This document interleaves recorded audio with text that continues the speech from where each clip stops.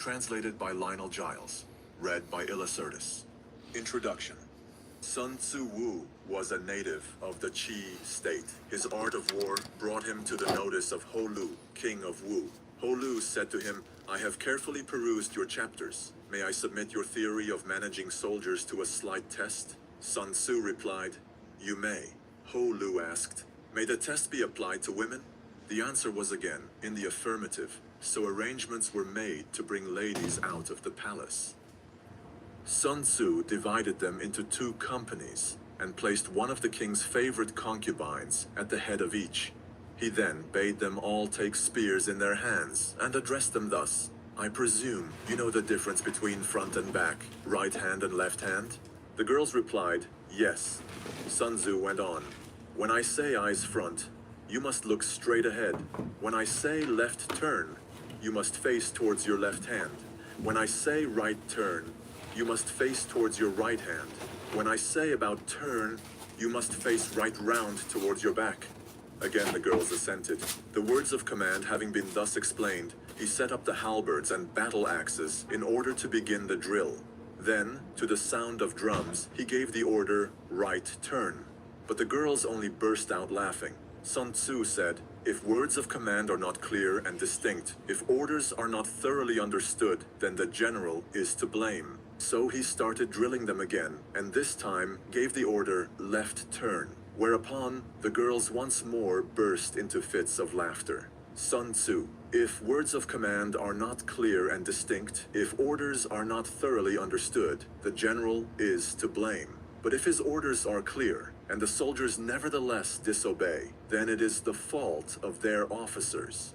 So saying, he ordered the leaders of the 2 companies to be beheaded.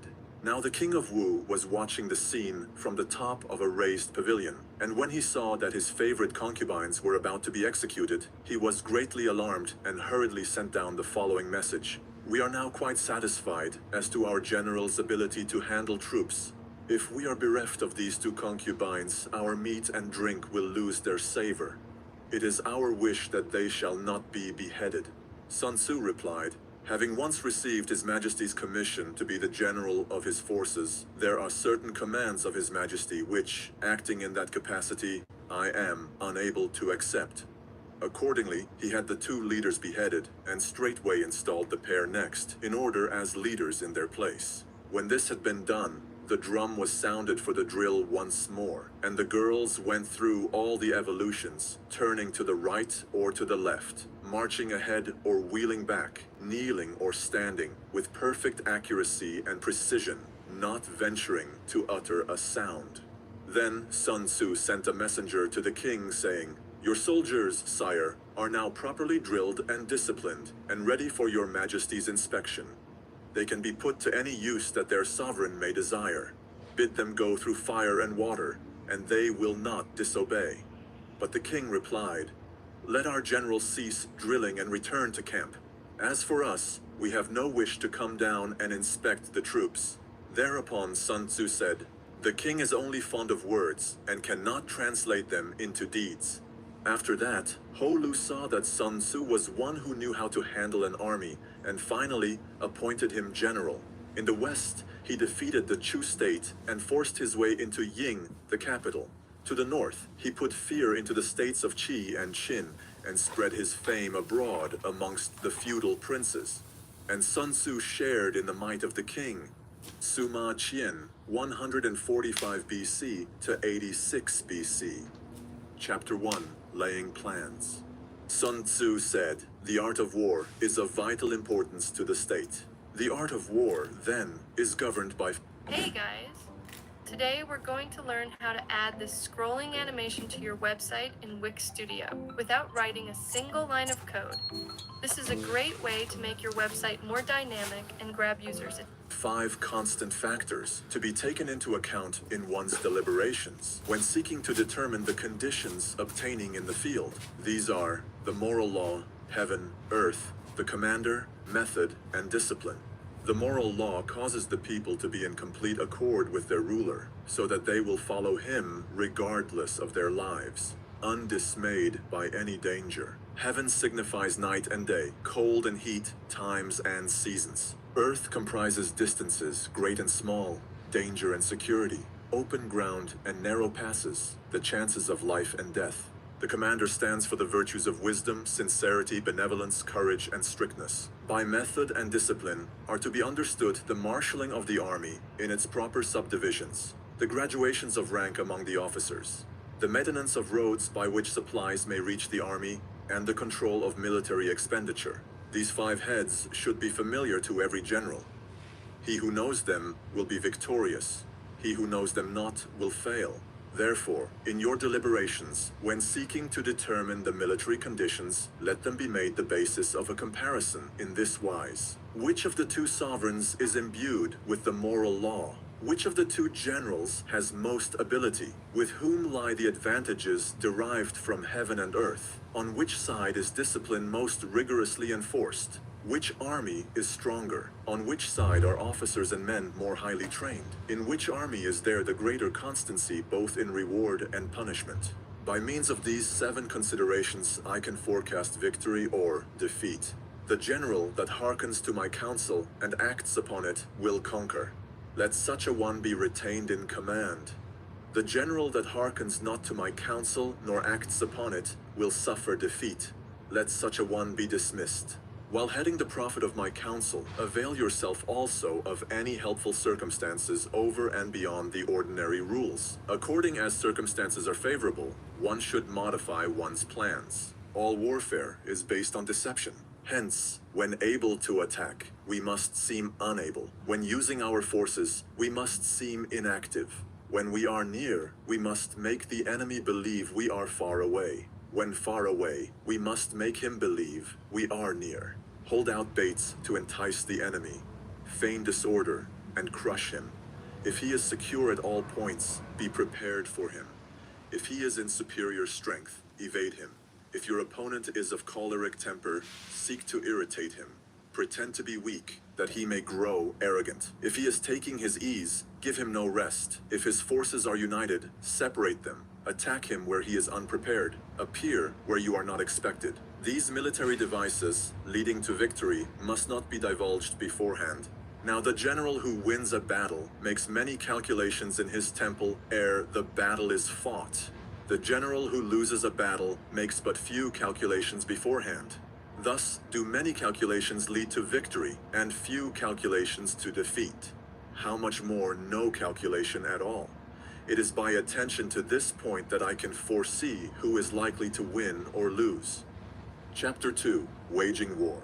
Sun Tzu said, "In the operations of war, where there are in the field 1,000 swift chariots, as many heavy chariots, and 100,000 mail-clad soldiers, with provisions enough to carry them 1,000 li, the expenditure at home and at the front, including entertainment of guests, small items such as glue and paint, and sums spent on chariots and armor, will reach the total of 1,000 ounces of silver per day. Such is the cost of raising an army of men.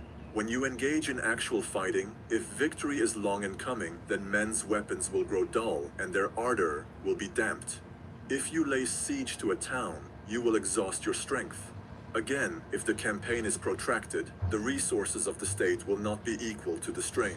Now when your weapons are dulled, your ardor damped, your strength exhausted, and your treasure spent, other chieftains will spring up to take advantage of your extremity. Then no man, however wise, will be able to avert the consequences that must ensue. Thus, though we have heard of stupid haste in war, cleverness has never been seen associated with long delays. There is no instance of a country having benefited from prolonged warfare. It is only one who is thoroughly acquainted with the evils of war that can thoroughly understand the profitable way of carrying it on. The skillful soldier does not raise a second levy, neither are his supply wagons loaded more than twice. Bring war material with you from home, but forage on the enemy.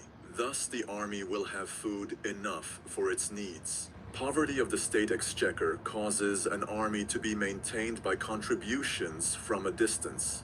Contributing to maintain an army at a distance causes the people to be impoverished. On the other hand, the proximity of an army causes prices to go up, and high prices cause the people's substance to be drained away. When their substance is drained away, the peasantry will be afflicted by heavy exactions. With this loss of substance and exhaustion of strength, the homes of the people will be stripped bare, and 3/10 of their income will be dissipated, while government expenses for broken chariots, worn-out horses, breastplates and helmets, bows and arrows, spears and shields, protective mantles, draft oxen and heavy wagons will amount to 4/10 of its total revenue. Hence, a wise general makes a point of foraging on the enemy. 1 cartload of the enemy's provisions is equivalent to 20 of one's own, and likewise, a single picul of his provender is equivalent to 20 from one's own store. Now, in order to kill the enemy, our men must be roused to anger. That there may be advantage from defeating the enemy, they must have their rewards. Therefore, in chariot fighting, when 10 or more chariots have been taken, those should be rewarded who took the first. Our own flags should be substituted for those of the enemy, and the chariots mingled and used in conjunction with ours.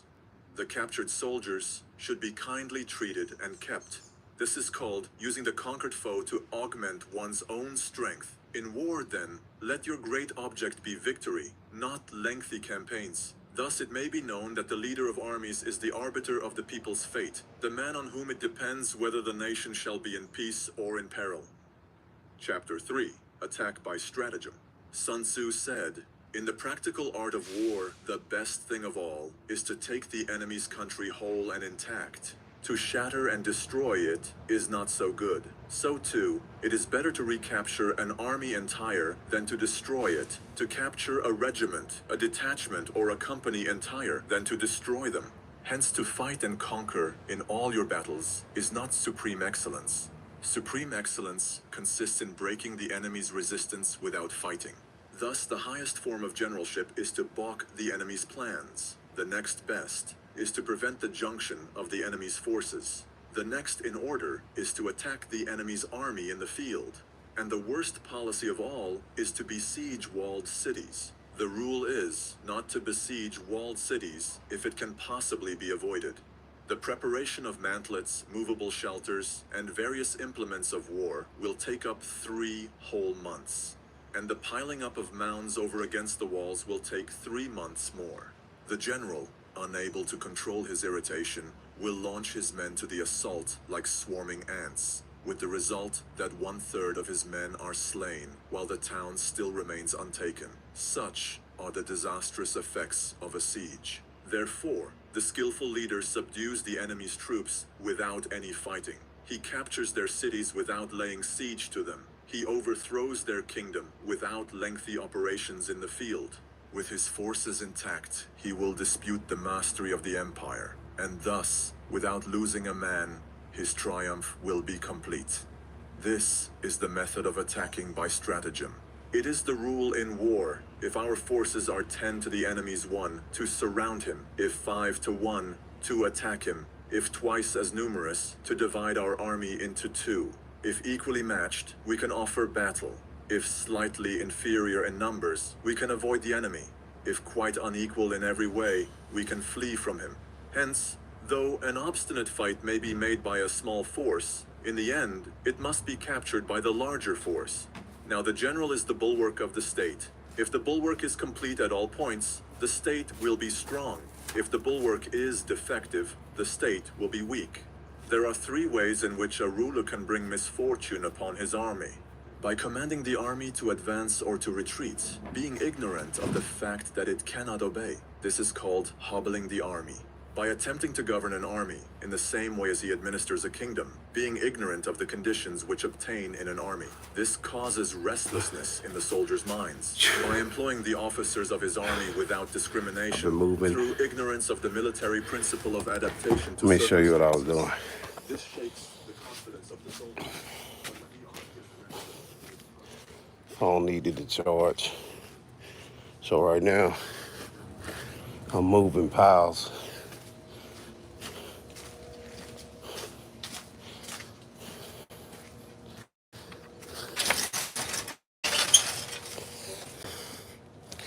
Good morning, everybody. This is week number 4, self-reflection. Shayla, here we go. Moving all this shit Well, I move that from over here so I can one of my phone to charge a little bit so I can get that in, get that little work in. I got a lot of shit going. My ankle's feeling better. Security against defeat implies defensive And tactics. Ability to defeat the enemy means taking the offensive. Sound Standing work. on the defensive indicates insufficient strength. Attacking, a superabundance of strength. The general who is skilled in defense hides in the most secret recesses of the earth. He who is skilled in attack flashes forth from the topmost heights of heaven. Thus, on the one hand, we have ability to protect ourselves. On the other, a victory that is complete. To see victory only when it is within the ken of the common herd is not the acme of excellence. Neither is it the acme of excellence if you fight and conquer, and the whole empire says, "Well done." To lift an autumn hair is no sign of great strength. To see the sun and moon is no sign of sharp sight. To hear the noise of thunder is no sign of a quick ear. What the ancients called a clever fighter is one who not only wins, but excels in winning with ease. Hence, his victories bring him neither reputation for wisdom nor credit for courage. He wins his battles by making no mistakes. Making no mistakes is what establishes the certainty of victory, for it means conquering an enemy that is already defeated. Hence, the skillful fighter puts himself into a position which makes defeat impossible, and does not miss the moment for defeating the enemy. Thus it is that in war, the victorious strategist only seeks battle after the victory has been won, whereas he who is destined to defeat first fights and afterwards looks for victory. The consummate leader cultivates the moral law and strictly adheres to method and discipline. Thus, it is in his power to control success. In respect of military method, we have firstly, measurement. Secondly, estimation of quantity. Thirdly, calculation. Fourthly, balancing of chances. Fifthly, victory. Measurement owes its existence to earth, estimation of quantity to measurement, calculation to estimation of quantity, balancing of chances to calculation, and victory to balancing of chances. A victorious army opposed to a routed one is as a pound's weight placed in the scale against a single grain. The onrush of a conquering force is like the bursting of pent-up waters into a chasm 1,000 fathoms deep. Chapter 5, Energy. Sun Tzu said, "The control of a large force is the same principle as the control of a few men. It is merely a question of dividing up their numbers. Fighting with a large army under your command is no wise different from fighting with a small one. It is merely a question of instituting signs and signals. To ensure that your whole host may withstand the brunt of the enemy's attack and remain unshaken, this is effected by maneuvers direct and indirect. That the impact of your army may be like a grindstone dashed against an egg, this is effected by the science of weak points and strong. In all fighting, the direct method may be used for joining battle, but indirect methods will be needed in order to secure victory. Indirect tactics, efficiently applied, are inexhaustible as heaven and earth, unending as the flow of rivers and streams. Like the sun and moon, they end, but to begin anew. Like the 4 seasons, they pass away to return once more. There are not more than 5 musical notes, yet the combinations of these 5 give rise to more melodies than can ever be heard. There are not more than 5 primary colors, blue, yellow, red, white, and black. Yet in combination, they produce more hues than can ever been seen. There are not more than 5 cardinal tastes, sour, acrid, salt, sweet, bitter, yet combinations of them yield more flavors than can ever be tasted. In battle, there are not more than 2 methods of attack, the direct and the indirect, yet these 2 in combination give rise to an endless series of maneuvers. The direct and the indirect lead onto each other in turn. It is like moving in a circle. You never come to an end. Who can exhaust the possibilities of their combination? The onset of troops is like the rush of a torrent, which will even roll stones along in its course. The quality of decision is like the well-timed swoop of a falcon, which enables it to strike and destroy its victim. Therefore, the good fighter will be terrible in his onset and prompt in his decision. Energy may be likened to the bending of a crossbow, decision to the releasing of a trigger. Amid the turmoil and tumult of battle, there may be seeming disorder and yet no real disorder at all. Amid confusion and chaos, your array may be without head or tail, yet it will be proof against defeat. Simulated disorder postulates perfect discipline. Simulated fear postulates courage. Simulated weakness postulates strength. Hiding order beneath the cloak of disorder is simply a question of subdivision. Concealing courage under a show of timidity presupposes a fund of latent energy. Masking strength with weakness is to be effected by tactical dispositions. Thus, one who is skillful at keeping the enemy on the move maintains deceitful appearances, according to which the enemy will act. He sacrifices something, that the enemy may snatch at it. By holding out baits, he keeps him on the march. Then, with a body of picked men, he lies in wait for him. The clever combatant looks to the effect of combined energy and does not require too much from individuals, hence his ability to pick out the right men and utilize combined energy. When he utilizes combined energy, his fighting men become, as it were, like unto rolling logs or stones. For it is the nature of a log or stone to remain motionless on level ground, and to move when on a slope, if four-cornered, to come to a standstill, but if round-shaped, to go rolling down. Thus, the energy developed by good fighting men is as the momentum of a round stone rolled down a mountain thousands of feet in height. So much on the subject of energy. Chapter 6, Weak Points and Strong. Sun Tzu said, "Whoever is first in the field and awaits the coming of the enemy will be fresh for the fight. Whoever is second in the field and has to hasten to battle will arrive exhausted. Therefore, the clever combatant imposes his will on the enemy, but does not allow the enemy's will to be imposed on him. By holding out advantages to him, he can cause the enemy to approach of his own accord, or, by inflicting damage, he can make it impossible for the enemy to draw near. If the enemy is taking his ease, he can harass him. If well supplied with food, he can starve him out. If quietly encamped, he can force him to move, appear at points which the enemy must hasten to defend, march swiftly to places where you are not expected. An army may march great distances without distress. If it marches through country where the enemy is not, you can be sure of succeeding in your attacks if you only attack places which are undefended. You can ensure the safety of your defense if you only hold positions that cannot be attacked. Hence, that general is skillful in attack, whose opponent does not know what to defend, and he is skillful in defense, whose opponent does not know what to attack. O divine art of subtlety and secrecy!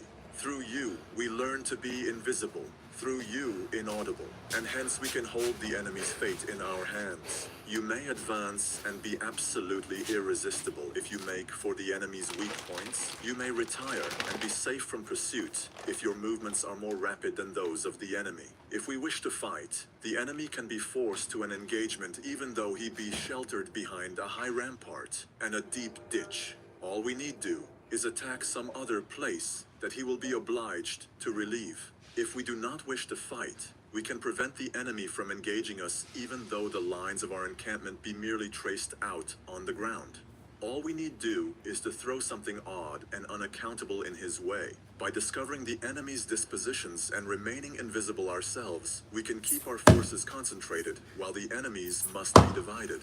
We can form a single united body, while the enemy must split up into fractions. Hence, there will be a whole pitted against separate parts of a whole, which means that we shall be many to the enemy's few. And if we are able thus to attack an inferior force with a superior one, our opponents will be in dire straits. The spot where we intend to fight must not be made known, for then the enemy will have to prepare against a possible attack at several different points. And his forces being thus distributed in many directions, the numbers we shall have to face at any given point will be proportionately few. For should the enemy strengthen his van, he will weaken his rear. Should he strengthen his rear, he will weaken his van. Should he strengthen his left, he will weaken his right. Should he strengthen his right, he will weaken his left. If he sends reinforcements everywhere, he will everywhere be weak. Numerical weakness comes from having to prepare against possible attacks.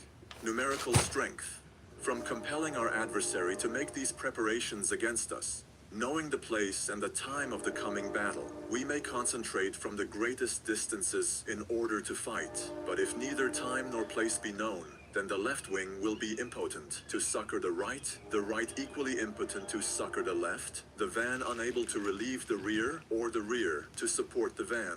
How much more so if the furthest portions of the army are anything under 100 li apart, and even the nearest are separated by several li. Though according to my estimate, the soldiers of UA exceed our own in number, that shall advantage them nothing in the matter of victory. I say then that victory can be achieved. Though the enemy be stronger in numbers, we may prevent him from fighting. Scheme so as to discover his plans and the likelihood of their success. Rouse him, and learn the principle of his activity or inactivity. Force him to reveal himself, so as to find out his vulnerable spots. Carefully compare the opposing army with your own, so that you may know where strength is superabundant and where it is deficient. In making tactical dispositions, the highest pitch you can attain is to conceal them. Conceal your dispositions, and you will be safe from the prying of the subtlest spies, from the machinations of the wisest brains. How victory may be produced for them out of the enemy's own tactics. That is what the multitude cannot comprehend. All men can see the tactics whereby I conquer, but what none can see is the strategy out of which victory is evolved. Do not repeat the tactics which have gained you one victory, but let your methods be regulated by the infinite variety of circumstances. Military tactics are like unto water, for water in its natural course runs away from high places and hastens downwards. So in war, the way is to avoid what is strong and to strike at what is weak. Water shapes its course according to the nature of the ground over which it flows. The soldier works out his victory in relation to the foe whom he is facing.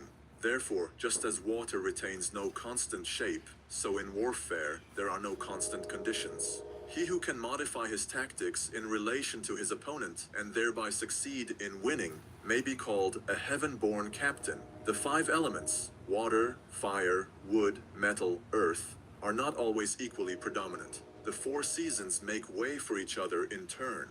There are short days and long. The moon has its periods of waning and waxing. Chapter 7. Maneuvering. Sun Tzu said, in war, the general receives his commands from the sovereign. Having collected an army and concentrated his forces, he must blend and harmonize the different elements thereof before pitching his camp. After that comes tactical maneuvering, than which there is nothing more difficult. The difficulty of tactical maneuvering consists in turning the devious into the direct, and misfortune into gain. Thus, to take a long and circuitous route, after enticing the enemy out of the way, and those starting after him, to contrive to reach the goal before him, shows knowledge of the artifice of deviation. Maneuvering with an army is advantageous, with an undisciplined multitude most dangerous. If you set a fully equipped army in march in order to snatch an advantage, the chances are that you will be too late. On the other hand, to detach a flying column for the purpose involves the sacrifice of its baggage and stores. Thus, if you order your men to roll up their buff coats and make forced marches without halting day or night, covering double the usual distance at a stretch, doing 100 li in order to wrest an advantage, the leaders of all your 3 divisions will fall into the hands of the enemy. The stronger men will be in front, the jaded ones will fall behind, and on this plan, only 1/10 of your army will reach its destination. If you march 50 li in order to outmaneuver the enemy, you will lose the leader of your 1st division, and only half your force will reach the goal. If you march 30 li with the same object, 2/3 of your army will arrive. We may take it then that an army without its baggage train is lost. Without provisions, it is lost. Without bases of supply, it is lost. We cannot enter into alliances until we are acquainted with the designs of our neighbors. We are not fit to lead an army on the march unless we are familiar with the face of the country, its mountains and forests, its pitfalls and precipices, its marshes and swamps. We shall be unable to turn natural advantage to account unless we make use of local guides. In war, practice dissimulation, and you will succeed. Whether to concentrate or to divide your troops must be decided by circumstances. Let your rapidity be that of the wind, your compactness that of the forest. In raiding and plundering be like fire, is immovability like a mountain. Let your plans be dark and impenetrable as night, and when you move, fall like a thunderbolt. When you plunder a countryside, let the spoil be divided amongst your men. When you capture new territory, cut it up into allotments for the benefit of the soldiery. Ponder and deliberate before you make a move. He will conquer who has learnt the artifice of deviation. Such is the art of maneuvering.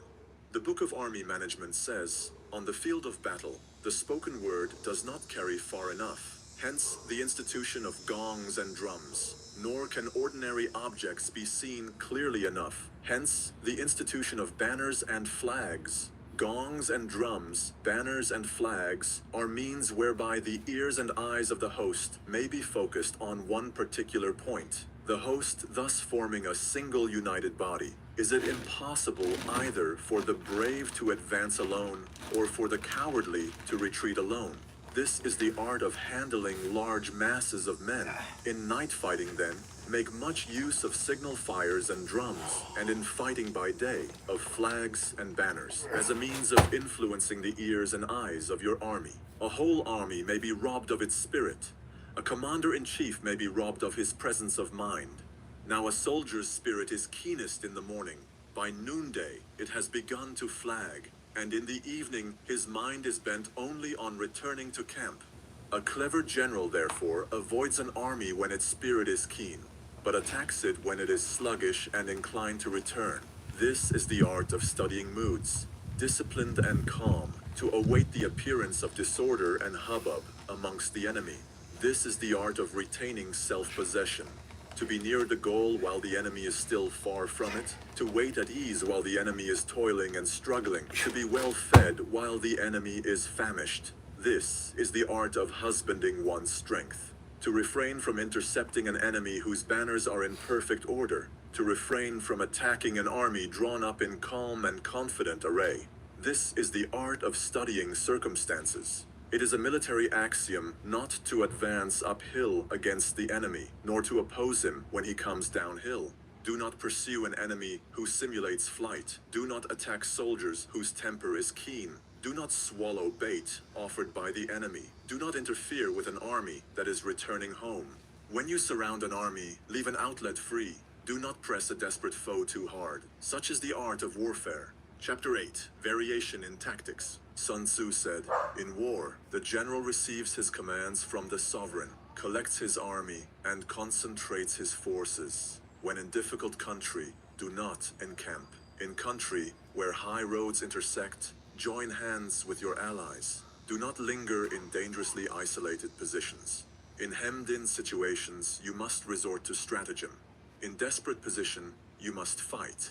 There are roads which must not be followed, armies which must be not attacked, towns which must be besieged, positions which must not be contested, commands of the sovereign which must not be obeyed. The general, who thoroughly understands the advantages that accompany variation of tactics, knows how to handle his troops. The general who does not understand these may be well acquainted with the configuration of the country, yet he will not be able to turn his knowledge to practical account. So, the student of war who is unversed in the art of war of varying his plans, even though he be acquainted with the 5 advantages, will fail to make the best use of his men. Hence, in the wise leader's plans, considerations of advantage and of disadvantage will be blended together. If our expectation of advantage be tempered in this way, we may succeed in accomplishing the essential part of our schemes. If, on the other hand, in the midst of difficulties, we are always ready to seize an advantage, we may extricate ourselves from misfortune, reduce the hostile chiefs by inflicting damage on them, and make trouble for them, and keep them constantly engaged, hold out specious allurements, and make them rush to any given point. The art of war teaches us to rely not on the likelihood of the enemy's not coming, but on our own readiness to receive him. Not on the chance of his not attacking, but rather on the fact that we have made our position unassailable. There are 5 dangerous faults which may affect a general. Recklessness, which leads to destruction. cowardice, which leads to capture, a hasty temper, which can be provoked by insults, a delicacy of honor, which is sensitive to shame, over-solicitude for his men, which exposes him to worry and trouble. These are the 5 besetting sins of a general, ruinous to the conduct of war. When an army is overthrown and its leader slain, the cause will surely be found among these 5 dangerous faults. Let them be a subject of meditation. Anandix, the army on the march, Sun Tzu said, "We come now to the question of encamping the army and observing signs of the enemy. Pass quickly over mountains and keep in the neighborhood of valleys. Camp in high places facing the sun. Do not climb heights in order to fight. So much for mountain warfare. After crossing a river, you should get far away from it. When an invading force crosses a river in its onward march, do not advance to meet it in midstream. It will be best to let half the army get across and then deliver your attack. If you are anxious to fight, you should not go to meet the invader near a river which he has to cross. Moor your craft higher up than the enemy and facing the sun. Do not move upstream to meet the enemy.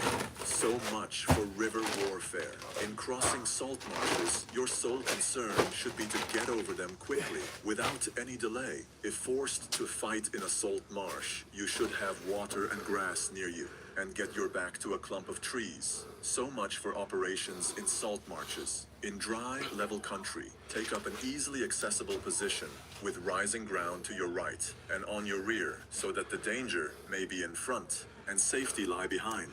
So much for campaigning in flat country.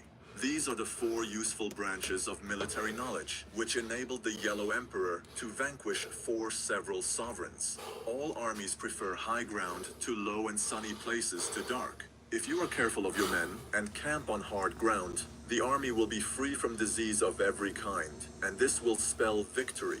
When you come to a hill or a bank, occupy the sunny side with the slope on your right rear. Thus, you will at once act for the benefit of your soldiers and utilize the natural advantages of the ground. When, in consequence of heavy rains up country, a river which you wish to ford is swollen and flecked with foam, you must wait until it subsides. Country in which there are precipitous cliffs with torrents running between, deep natural hollows, confined places, tangled thickets, quagmires and crevasses, should be left with all possible speed and not approached. While we keep away from such places, we should get the enemy to approach them. While we face them, we should let the enemy have them on his rear. If in the neighborhood of your camp there should be any hilly country, ponds surrounded by aquatic grass, hollow basins filled with reeds, or woods with thick undergrowth, they must be carefully routed out and searched, for these are places where men in ambush or insidious spies are likely to be lurking. When the enemy is close at hand and remains quiet, he is relying on the natural strength of his position. When he keeps aloof and tries to provoke a battle, he is anxious for the other side to advance. If his place of encampment is easy of access, he is tendering a bait. Movement amongst the trees of a forest shows that the enemy is advancing. The appearance of a number of screens in the midst of thick grass means that the enemy wants to make us suspicious. The rising of birds in their flight is the sign of an ambuscade. Startled beasts indicate that a sudden attack is coming. When there is dust rising in a high column, it is the sign of chariots advancing. When the dust is low, but spread over a wide area, it betokens the approach of infantry. When it branches out in different directions, it shows that parties have been sent to collect firewood. A few clouds of dust moving to and fro signify that the army is encamping. Humble words and increased preparations are signs that the enemy is about to advance. Violent language and driving forward as if to the attack are signs that he will retreat. When the light chariots come out first and take up a position on the wings, it is a sign that the enemy is forming for battle. Peace proposals unaccompanied by a sworn covenant indicate a plot. When there is much running about and the soldiers fall into rank, it means that the critical moment has come. When some are seen advancing and some retreating, it is a lure. When the soldiers stand leaning on their spears, they are faint from want of food. If those who are sent to draw water begin by drinking themselves, The army is suffering from thirst. If the enemy sees an advantage to be gained and makes no effort to secure it, the soldiers are exhausted. If birds gather on any spot, it is unoccupied. Clamor by night betokens nervousness. If there is disturbance in the camp, the general's authority is weak. If the banners and flags are shifted about, sedition is afoot. If the officers are angry, it means that the men are weary. When an army feeds its horses with grain and kills its cattle for food, and when the men do not hang their cooking pots over the campfires, showing that they will not return to their tents, you may know that they are determined to fight to the death. The sight of men whispering together in small knots or speaking in subdued tones points to disaffection amongst the rank and file. Too frequent rewards signify that the enemy is at the end of his resources. Too many punishments betray a condition of dire distress. To begin by bluster, but afterwards to take fright at the enemy's numbers, shows a supreme lack of intelligence. When envoys are sent with compliments in their mouths, it is a sign that the enemy wishes for a truce. If the enemy's troops march up angrily and remain facing ours for a long time without either joining battle or taking themselves off again, the situation is one that demands great vigilance and circumspection. If our troops are no more in number than the enemy, that is amply sufficient. It only means that no direct attack can be made. What we can do is simply to concentrate all our available strength, keep a close watch on the enemy, and obtain reinforcements. He who exercises no forethought but makes light of his opponents is sure to be captured by them. If soldiers are punished before they have grown attached to you, they will not prove submissive, and unless submissive, then will be practically useless. If, when the soldiers have become attached to you, punishments are not enforced, they will still be unless. Therefore, soldiers must be treated in the first instance with humanity, but kept under control by means of iron discipline. This is a certain road to victory. If in training, soldiers' commands are habitually enforced, the army will be well disciplined. If not, its discipline will be bad. If a general shows confidence in his men, but always insists on his orders being obeyed, the gain will be mutual.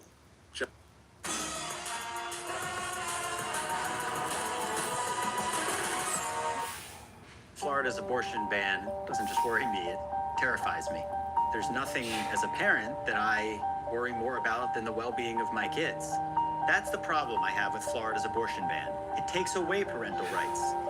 If, God forbid, one of my daughters were to be raped, she could be forced to carry her attacker's baby.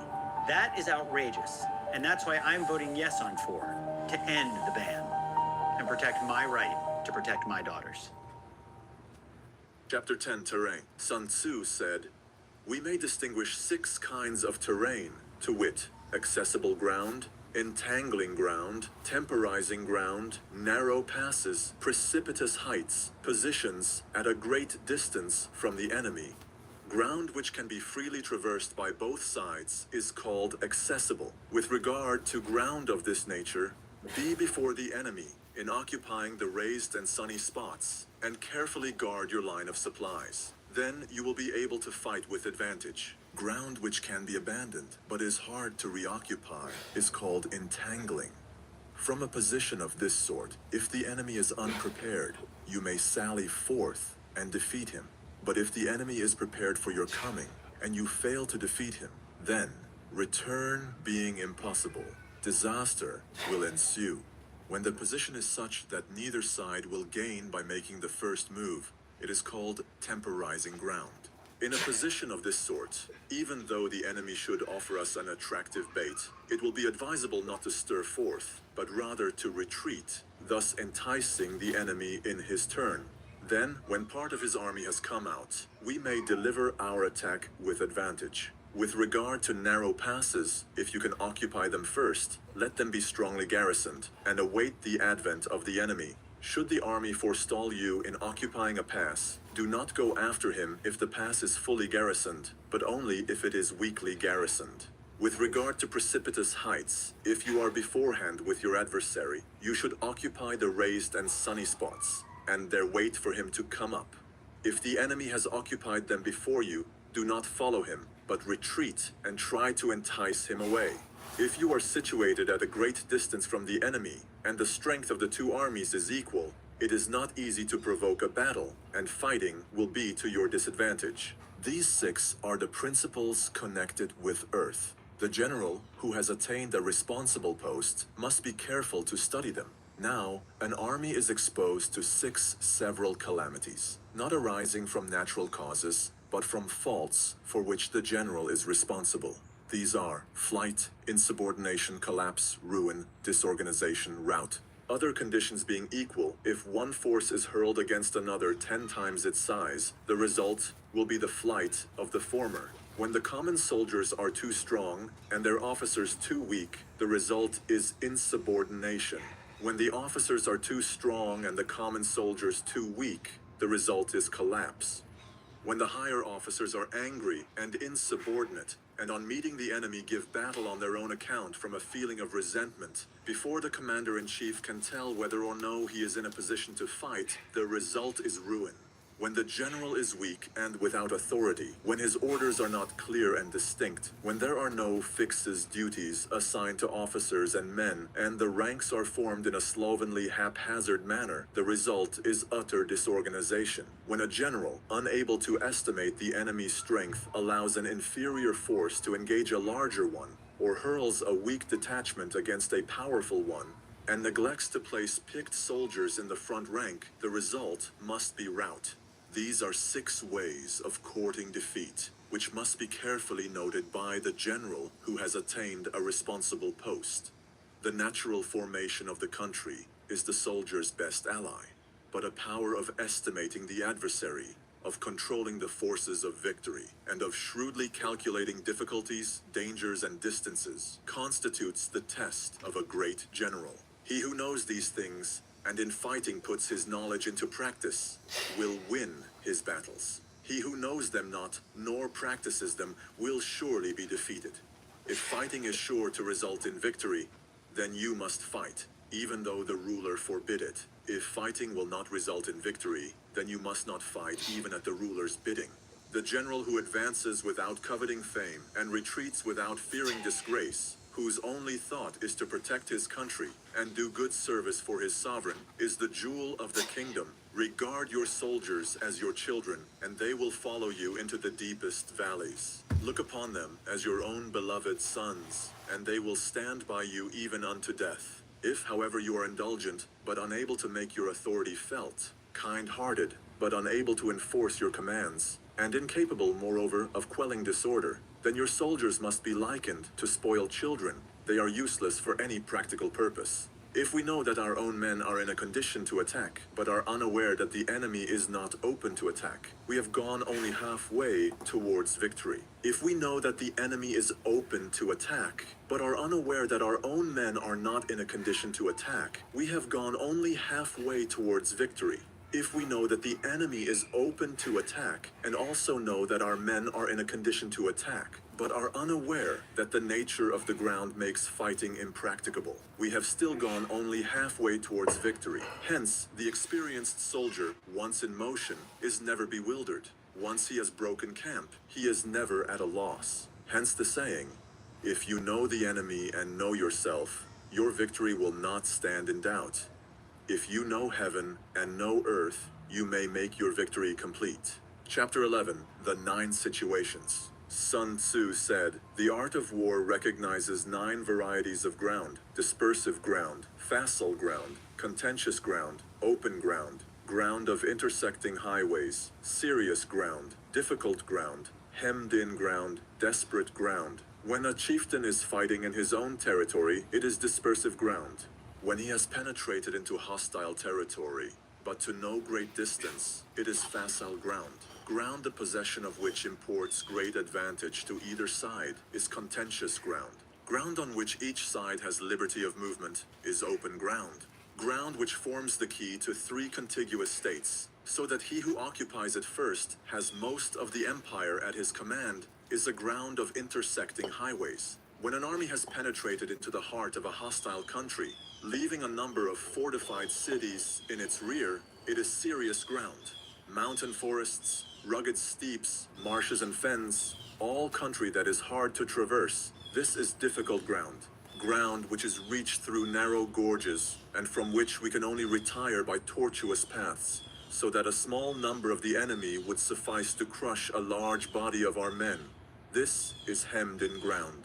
Ground on which we can only be saved from destruction by fighting without delay is desperate ground. On dispersive ground, therefore, fight not. On facile ground, halt not. On contentious ground, attack not. On open ground, do not try to block the enemy's way. On the ground of intersecting highways, join hands with your allies. On serious ground, gather in plunder. In difficult ground, keep steadily on the march. On hemmed-in ground, resort to stratagem. On desperate ground, fight. Those who were called skillful leaders of old knew how to drive a wedge between the enemy's front and rear, to prevent cooperation between his large and small divisions, to hinder the good troops from rescuing the bad, the officers from rallying their men. When the enemy's men were united, they managed to keep them in disorder. When it was to their advantage, they made a forward move. When otherwise, they stopped still. If asked how to cope with a great host of the enemy in orderly array and on the point of marching to the attack, I should say, begin by seizing something which your opponent holds dear. Then he will be amenable to your will. Rapidity is the essence of war. Take advantage of the enemy's unreadiness. Make your way by unexpected routes and attack unguarded spots. The following are the principles to be observed by an invading force. The further you penetrate into a country, the greater will be the solidarity of your troops, and thus the defenders will not prevail against you. Make forays in fertile country in order to supply your army with food. Carefully study the well-being of your men and do not overtax them. Concentrate your energy and hoard your strength. Keep your army continually on the move and devise unfathomable plans. Throw your soldiers into positions whence there is no escape, and they will prefer death to flight.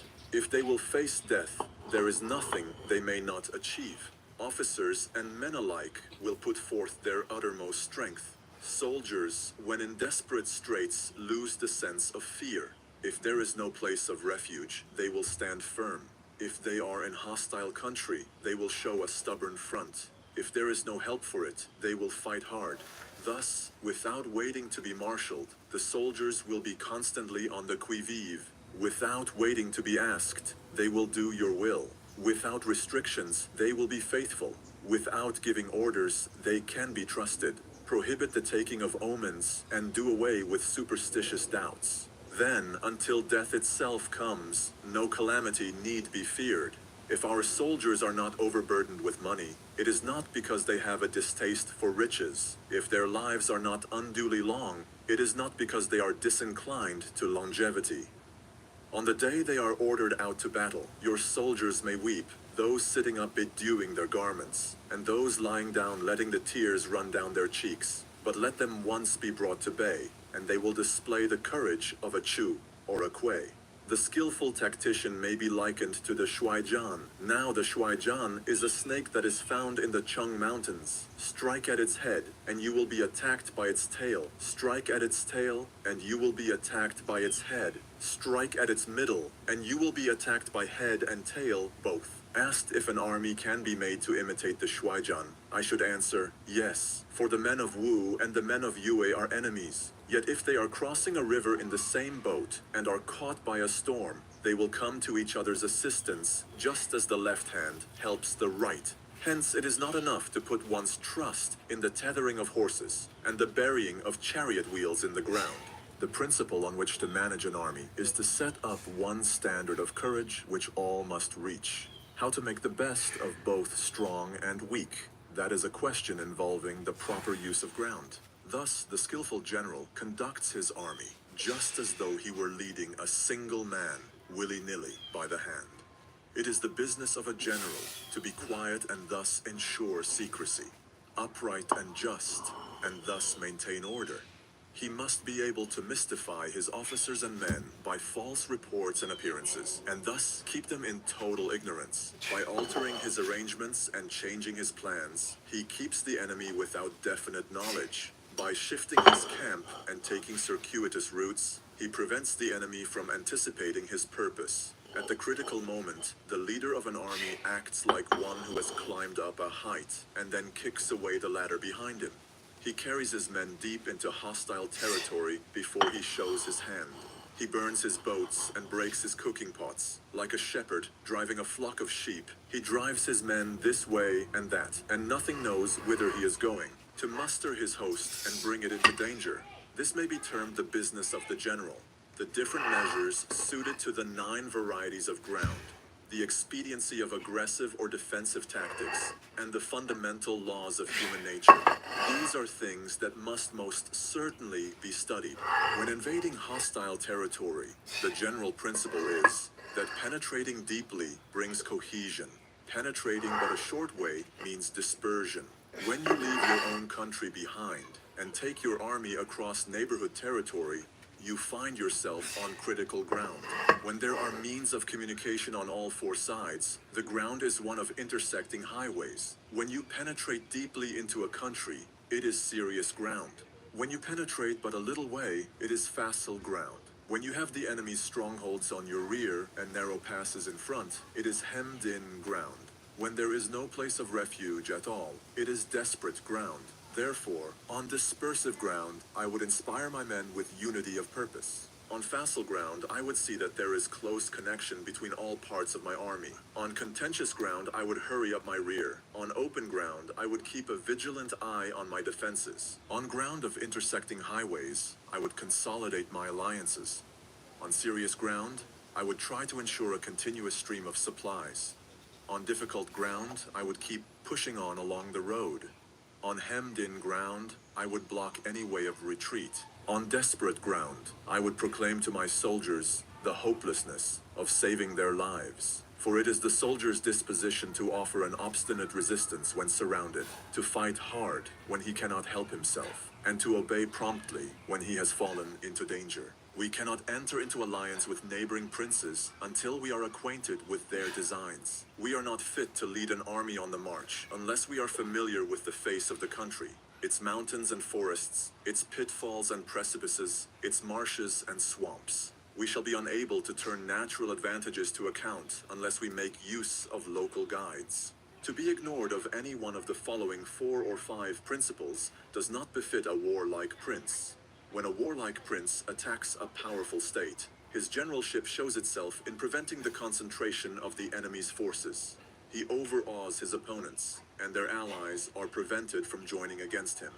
Hence, he does not strive to ally himself with all and sundry, nor does he foster the power of other states. He carries out his own secret designs, keeping his antagonists in awe. Thus, he is able to capture their cities and overthrow their kingdoms, bestow rewards without regard to rule, issue orders without regard to previous arrangements, and you will be able to handle a whole army as though you had to do with but a single man. Confront your soldiers with the deed itself. Never let them know your design. When the outlook is bright, bring it before their eyes, but tell them nothing when the situation is gloomy. Place your army in deadly peril, and it will survive. Plunge it into desperate straits, and it will come off in safety. For it is precisely when a force has fallen into harm's way that is capable of striking a blow for victory. Success in warfare is gained by carefully accommodating ourselves to the enemy's purpose. By persistently hanging on the enemy's flank, we shall succeed in the long run in killing the commander-in-chief. This is called ability to accomplish a thing by sheer cunning. On the day that you take up your command, block the frontier passes, destroy the official tallies, and stop the passage of all emissaries. Be stern in the council chamber so that you may control the situation. If the enemy leaves a door open, you must rush in. Forestall your opponent by seizing what he holds dear, and subtly contrive to time his arrival on the ground. Walk in the path defined by rule, and accommodate yourself to the enemy until you can fight a decisive battle. At first, then, exhibit the coyness of a maiden until the enemy gives you an opening. Afterwards, emulate the rapidity of a running hare, and it will be too late for the enemy to oppose you. Chapter 12, The Attack by Fire. Sun Tzu said, "There are 5 ways of attacking with fire. The first is to burn soldiers in their camp. The second is to burn stores. The third is to burn baggage trains. The fourth is to burn arsenals and magazines. The fifth is to hurl dropping fire amongst the enemy. In order to carry out an attack, we must have means available. The material for raising fire should always be kept in readiness. There is a proper season for making attacks with fire, and special days for starting a conflagration. The proper season is when the weather is very dry. The special days are those when the moon is in the constellations of the sieve, the wall, the wing, or the crossbar. For these four are all days of rising wind. In attacking with fire, one should be prepared to meet 5 possible developments. When fire breaks out inside to enemy's camp, respond at once with an attack from without.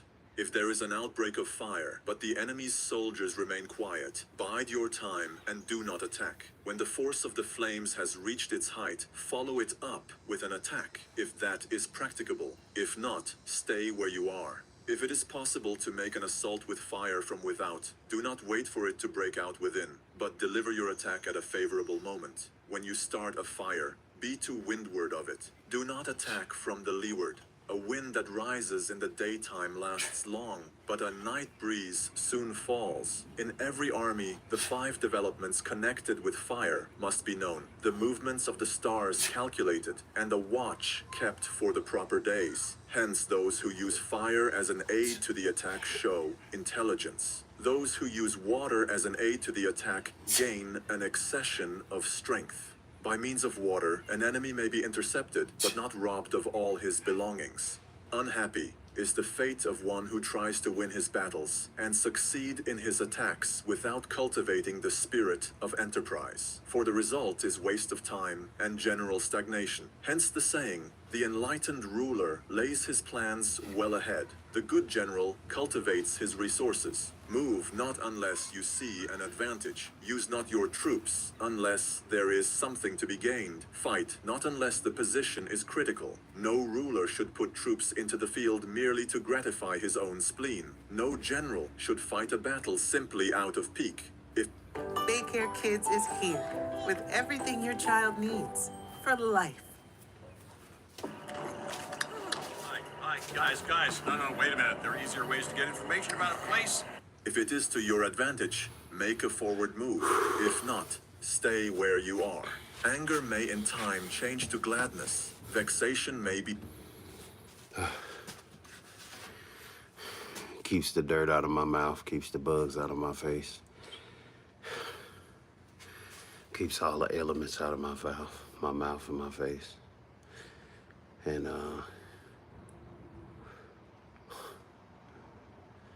it's good for air restriction as well, so. Makes me breathe harder. Or work, focus more on breathing through something. And not just having air just given to me. So I gotta work for it. So that's the purpose of it. Cause I'm lifting stuff that's in the dirt. So I don't want this stuff getting in my nose, getting in my mouth, all of that.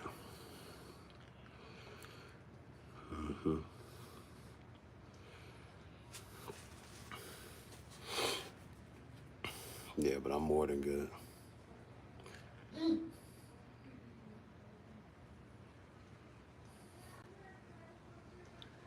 Yeah. I know some of you hating individuals ain't got nothing better to do with your time, but I get it.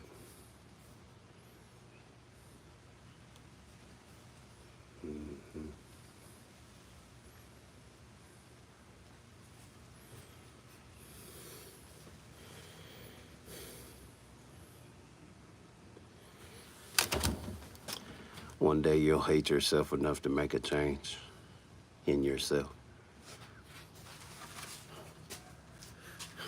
For real. One day you're gonna hate yourself enough to make change in yourself. For real.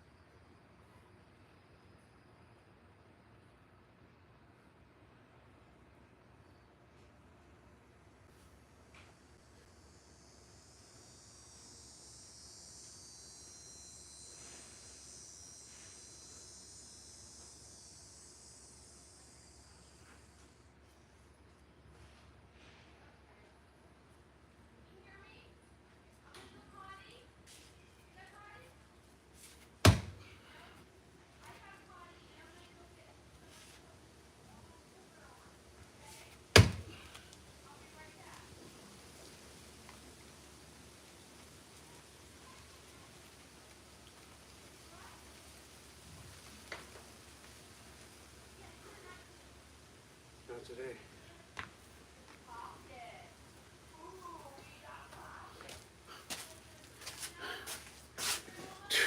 Most of my strength is gone. It's okay.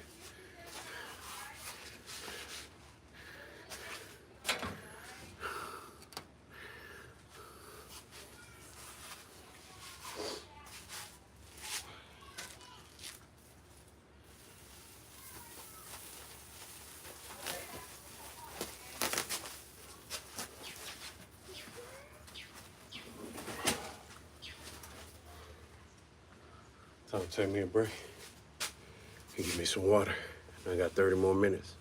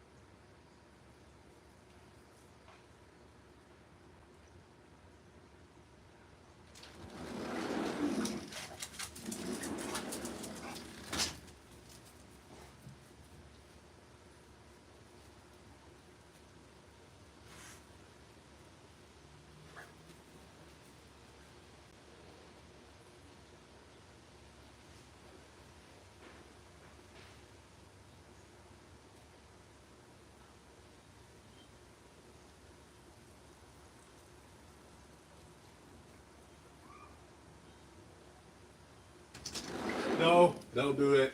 Don't.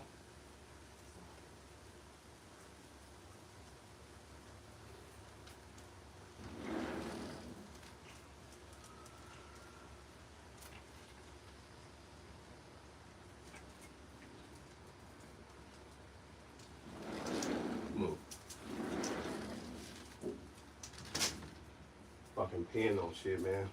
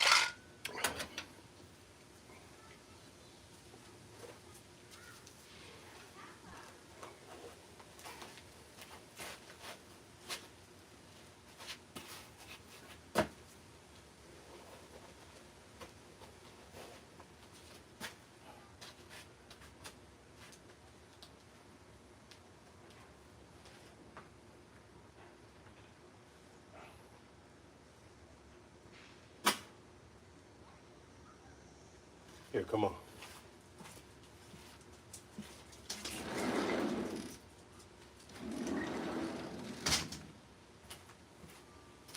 Thirty more minutes, y'all. I'm done. I'm gonna take a walk. Since the phone's charged. 30 more minutes.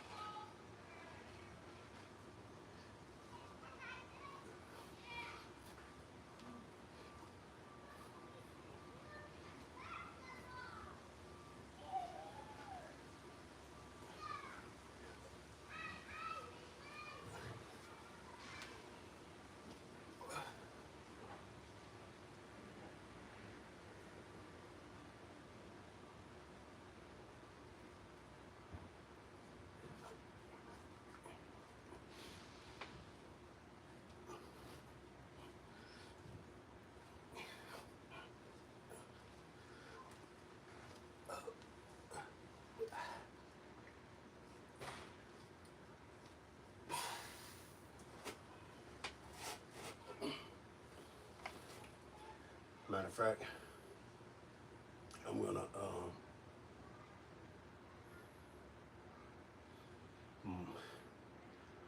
walk to the court and I'm gonna shoot. That's what I'm gonna do. For the last 20 minutes, 20 some minutes.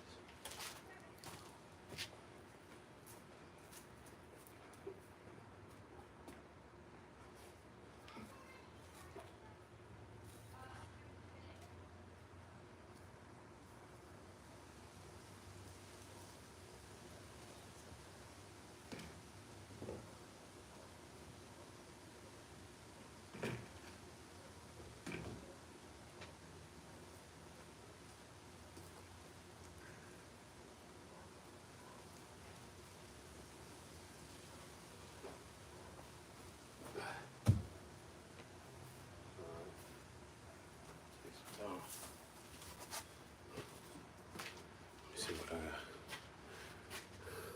All right.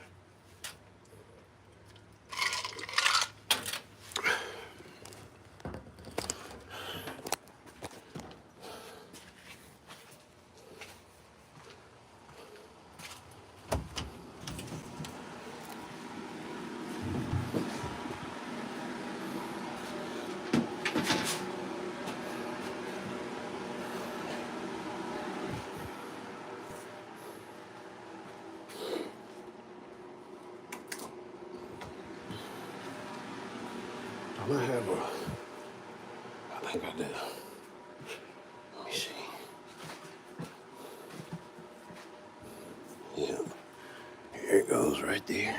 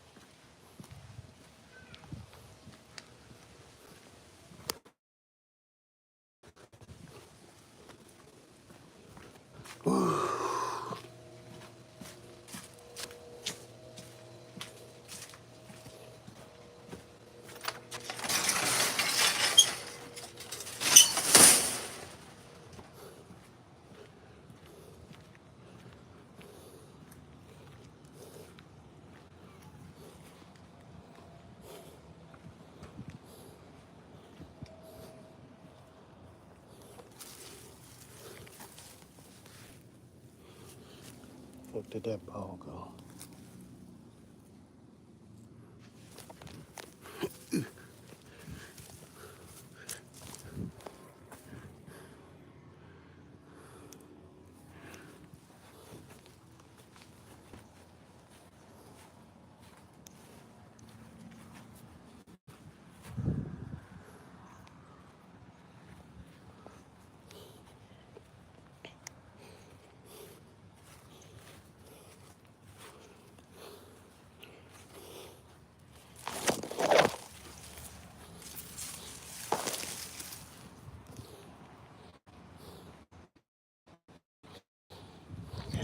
Wow.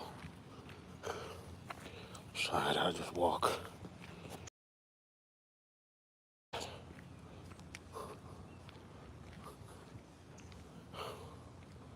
I'll just walk. Be alright. What up, though?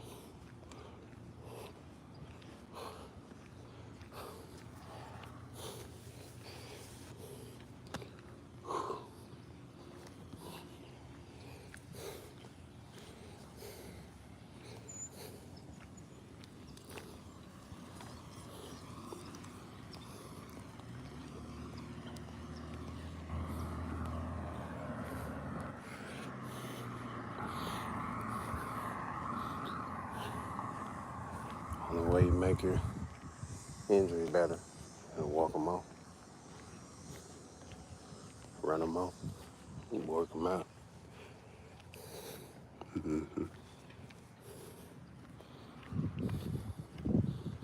That's it. Can't wait till my new debit card get here so I can get membership, go to the gym. It's time to go to the gym.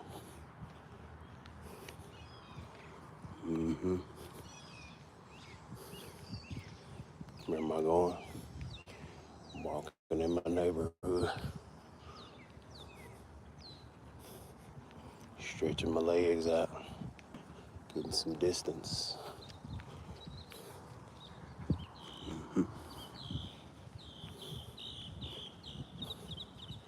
Probably only be able to do 2 laps. Been standing for a minute.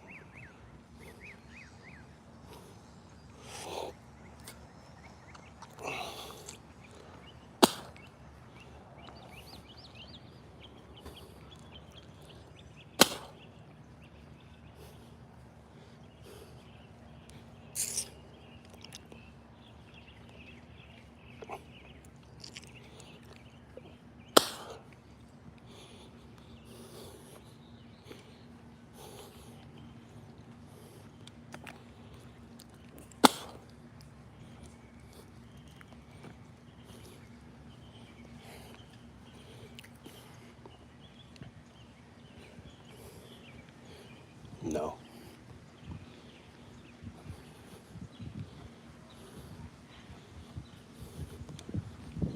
I motivated myself by waking up, working out, put my best foot forward.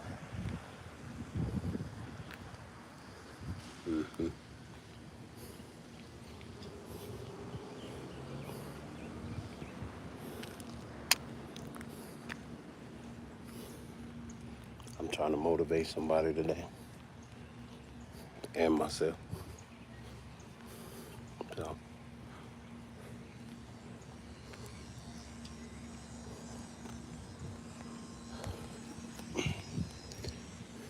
reflecting on temperament, energy, tone.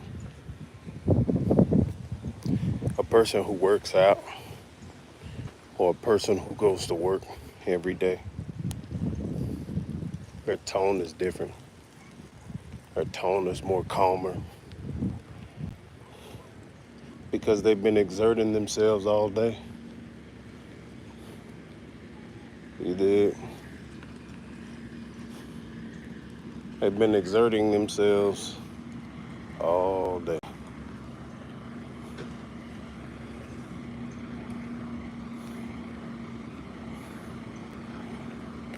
Here they are, finally coming around, picking up piles of debris.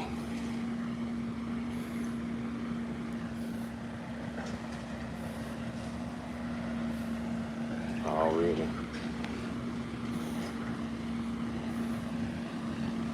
Come back and talk to these guys and tell them to cut that tree down.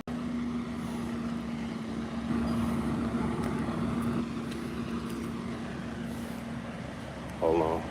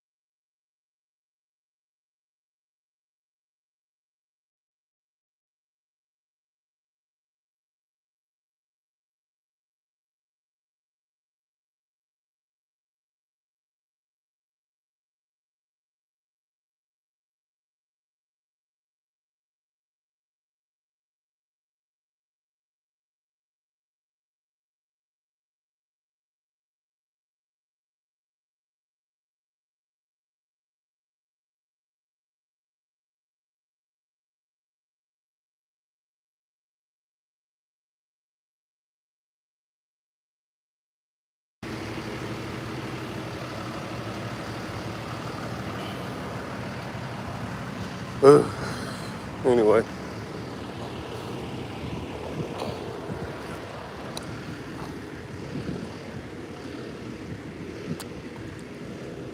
Motherfuckers just don't want to work. They working now. I want them to take that whole fucking tree.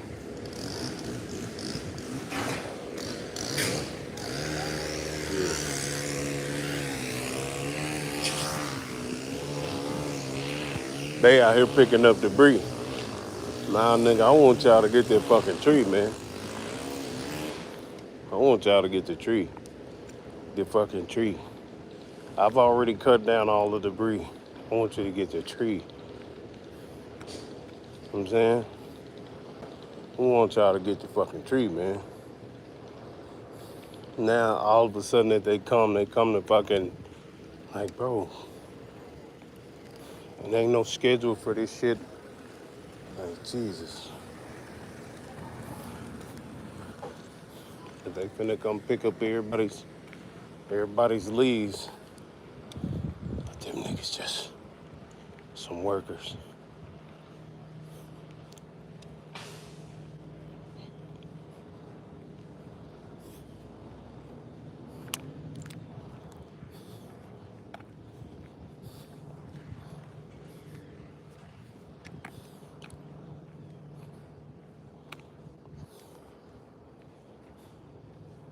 Yeah, so their truck's pretty full. They're gonna have to come back a couple times. For this neighborhood, there's a lot of trees down, or a lot of debris in front of people's house. So I just took it upon myself to burn that shit. Chop it up and burn it, turn it into a workout. Give me something to do outside. Hell yeah. Give me something to freaking do.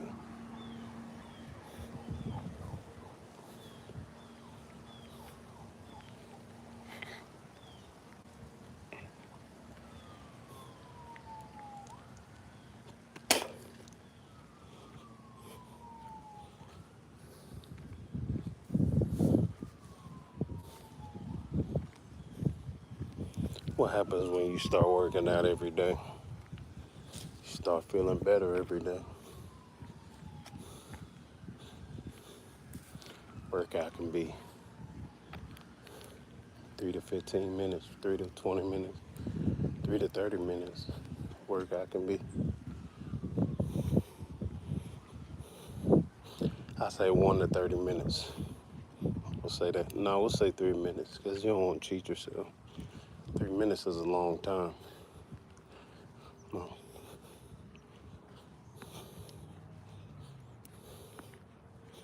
3 minutes is a long, long time.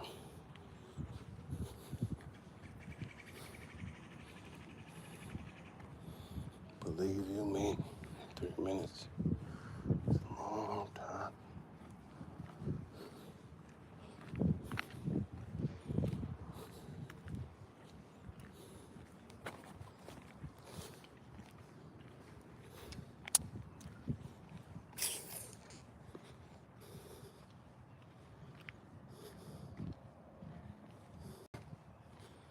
Do what?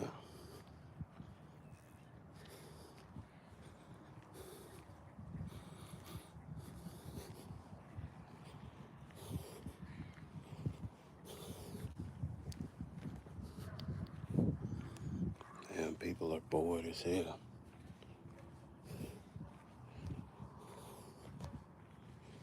Have nothing positive to say, nothing positive to do. Just type negativity. It's crazy. That's all the internet is.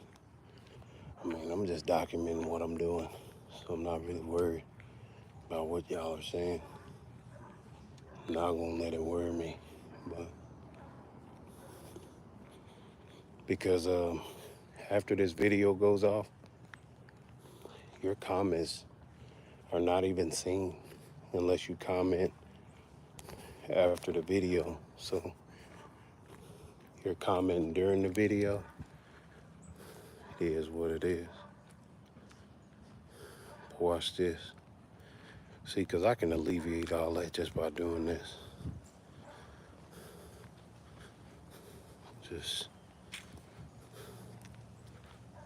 Just do it like that. And nobody can talk. None of the trolls can talk because they ain't subscribing. They just scrolling by and typing. Then the numbers will run down and it'll be good. No biggie. It's that easy.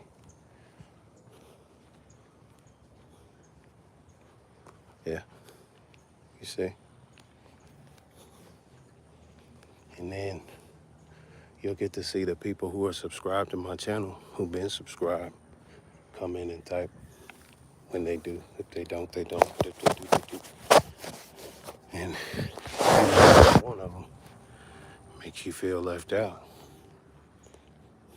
So this is how you protect your energy. You protect your channel. You protect yourself. You keep, simple control. I try not to display control like that because there are people who, you can respond to, and you might change their whole perspective of you because a lot of people look at me and just see a nigga,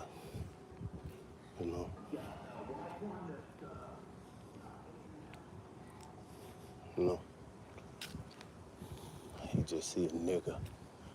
You don't see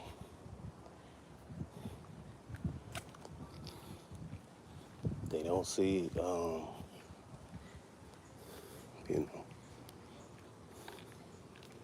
someone that they're supposed to respect. See a nigga. You know what I'm saying?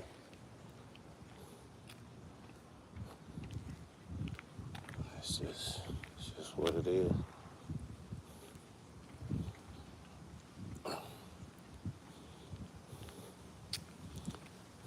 You see me, you see a nigga. You don't just see a black man, you see a nigga. Crazy part.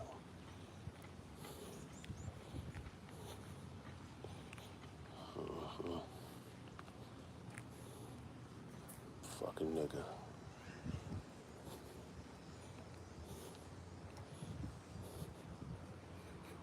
But that's okay.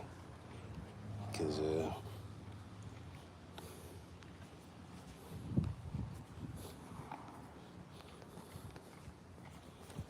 just silence you. You see there? See how you can't type for 20 minutes? It's crazy. Then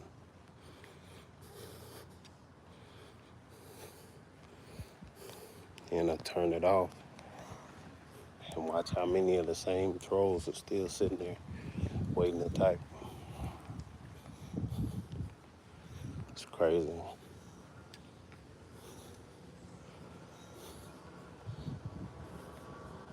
For real.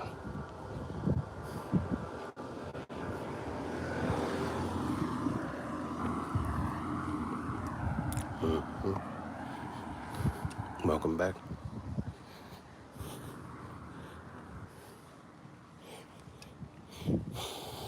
I'm gonna eat and drink pineapple today. It's gonna be my first of the fruits, and then eat some salad. Oh, I didn't know y'all dog was that big. Damn, these pineapples. And then eat some salad.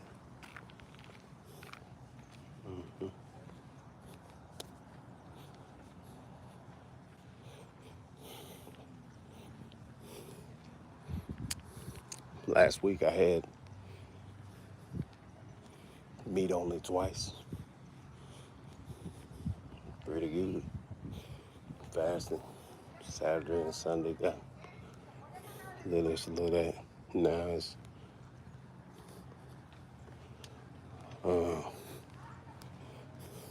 whole new week.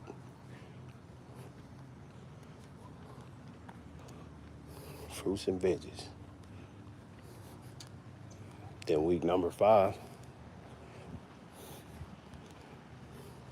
it's gonna be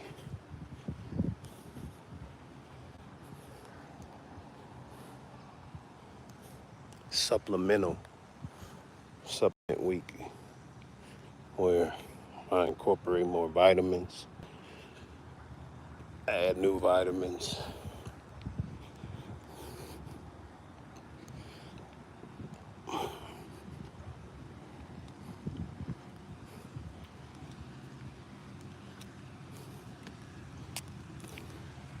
Yeah.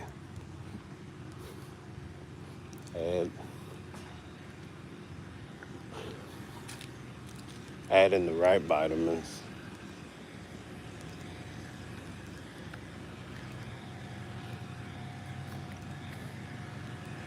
Pure supplement.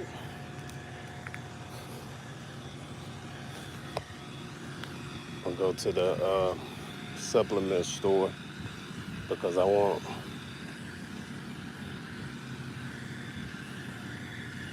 to get the right supplements that clear my liver, my lungs, oil my muscles, strengthen my bones, strengthen my joints. I don't want no weight gain shit, no crazy steroids or nothing like that. But I'm gonna do it.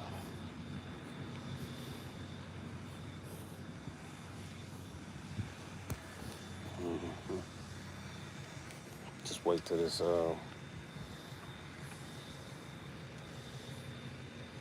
ain't even getting everything.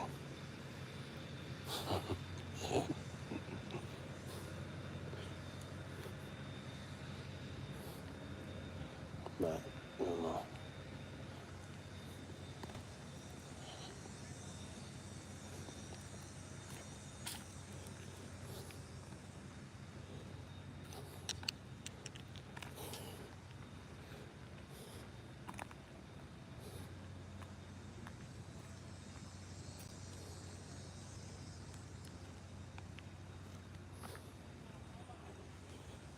Oh man. Just observe the old man. He's moving like real slow. It's crazy to move that damn slow. Like everything hurts, nothing works. I couldn't do it.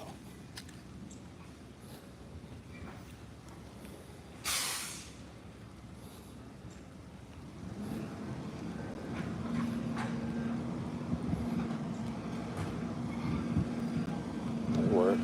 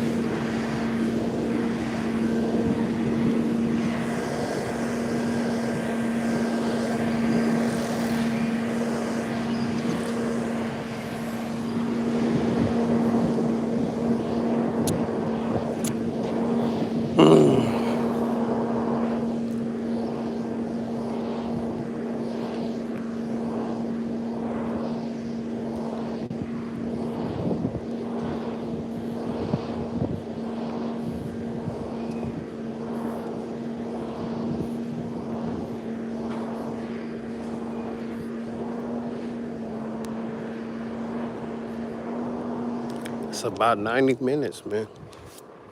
Good work.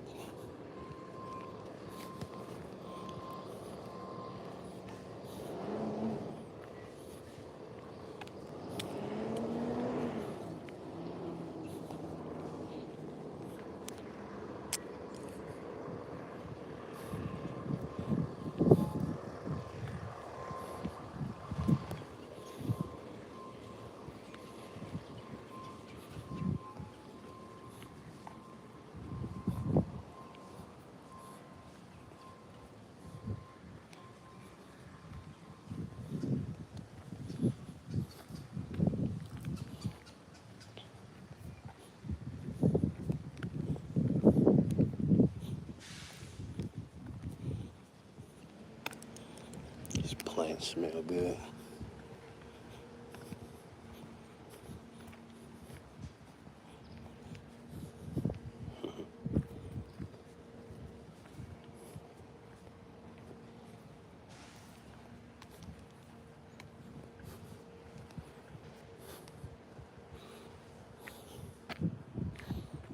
You want to walk to the lake? Come on. Second half of battery, I'm good.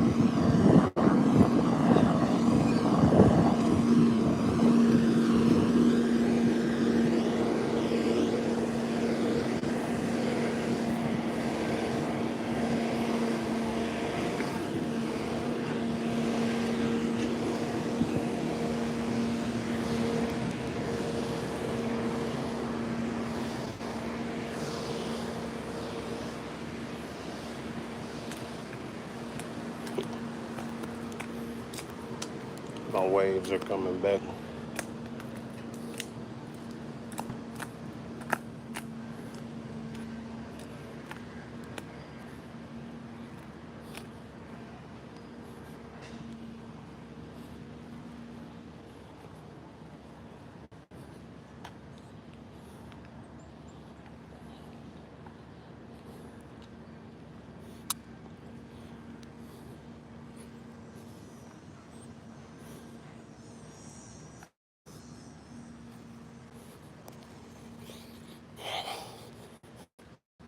The sky is dope right now. Can't really see it over here. Let me see. Yeah, sky looks crazy right now. Clear. Keep looking at doggy.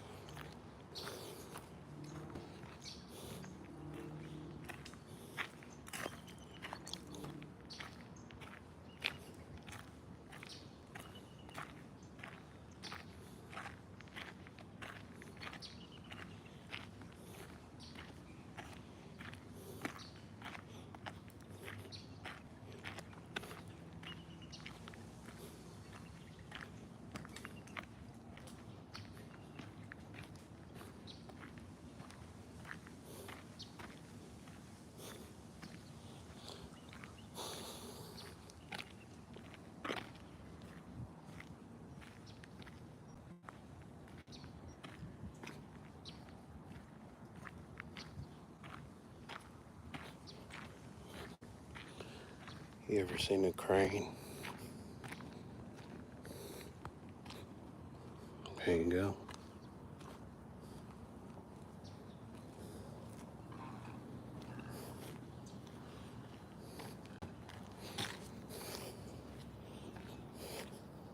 There goes a crane, just came out the water, fishing, swimming underwater. All right, y'all. So I'm about to get in here, just like the birds, getting in. Purposely put myself in a good situation to be able to do so. And that's what we're gonna do.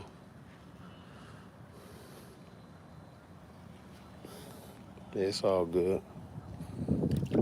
Oh, no big deal. Yeah, no big deal.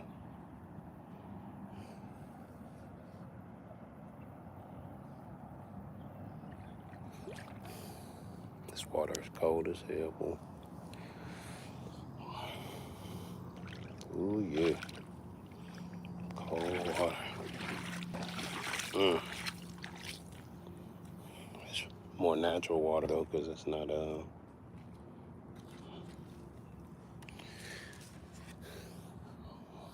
got chemicals in it. Like the pool water.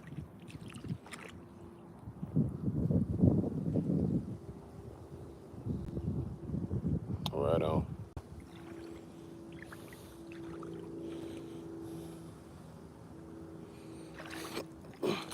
What is this? It's a lighter. I don't know what it is. Oh, it's an e-cigarette. Polluting the water. Okay. Well, all on you.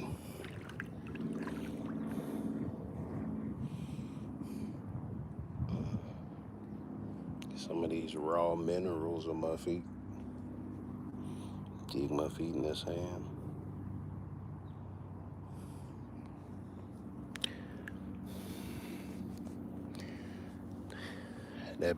That fishing bird is out there swimming, going underwater, finding himself some food. It's pretty cool now.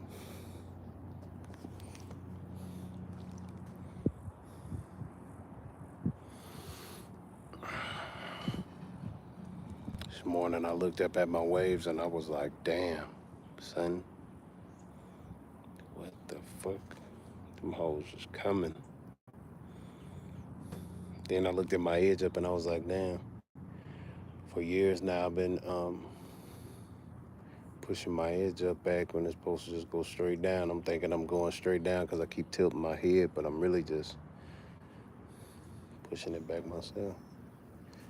So, a lot of do-rag treatment, a lot of castor oil treatment. Bring my edge up back. And yeah, it's gonna be glorious.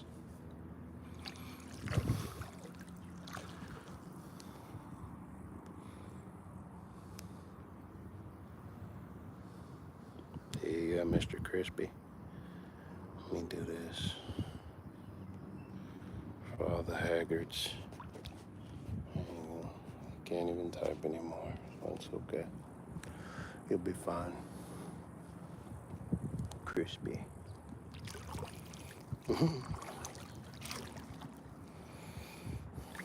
what I'm working on. Crispensation, you dig? Yeah. Yeah, but I look at the side, and the side is kind of slanted because I be doing this. When I be doing it, I have my head down, and I do my edge up. When I'm supposed to be straight up like this and coming straight down, like I be going like straight like that instead of straight like this. Yeah, so it's me. I've been doing it all of these years. I've been doing it, and I've looked at them like, damn, no wonder why. Gotta stop doing that.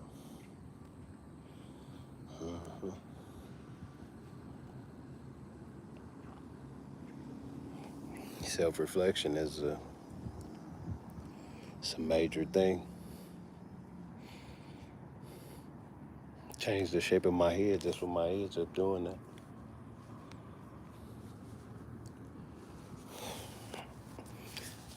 I've understood a lot of changes just based on things that I've been doing. Posture, everything. And I can change it. Oh yeah, that's dope.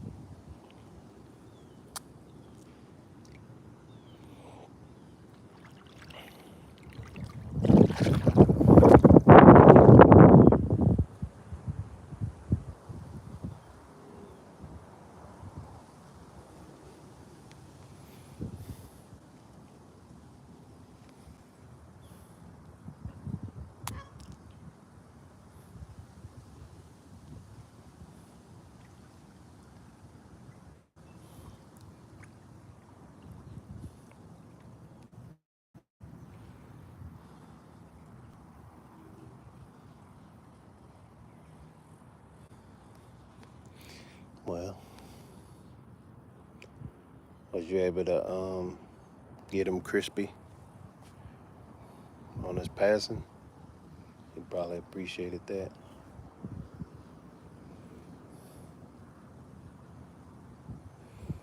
Yeah, he probably watching over you right now.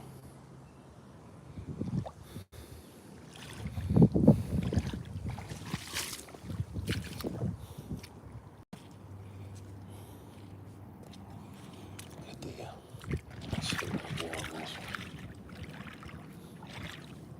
I want to kind of sit in the water. Hopefully this thing don't fall off.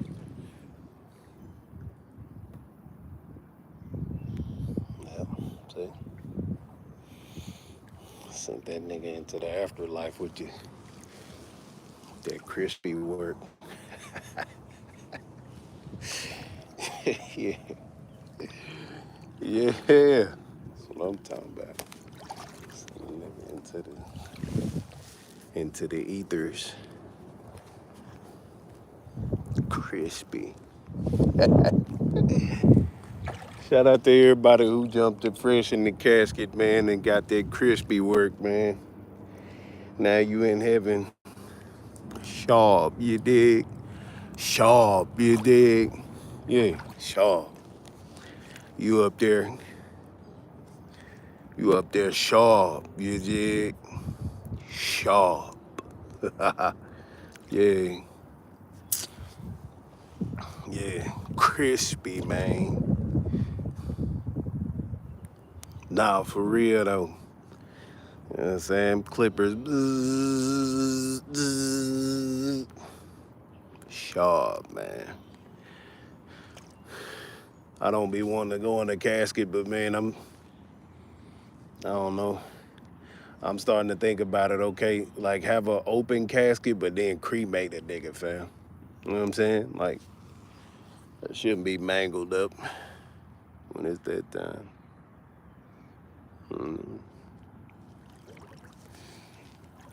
Open casket for the people to see me the last time, and I want to be smiling, you dig?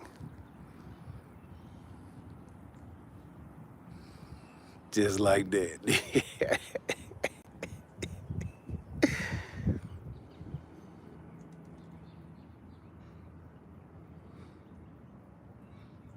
He went from G to gent.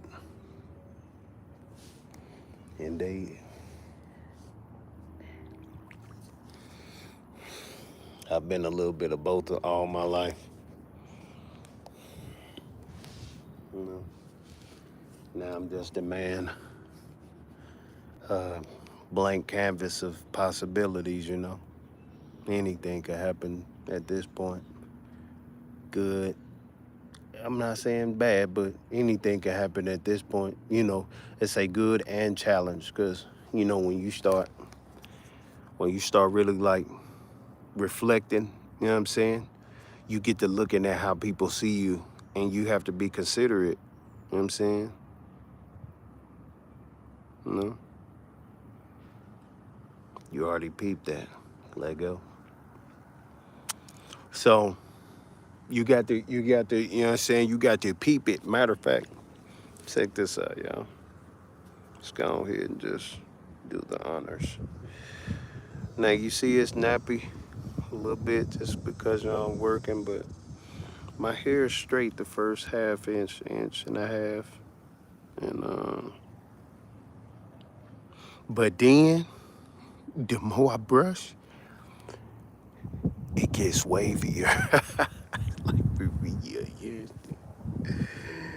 Yeah, so you know, man, just look at that yes, that me extragular, yes, that me crispensation. You did. Extragular crispensation. You did. Yeah, so hitting it with your caster, you did.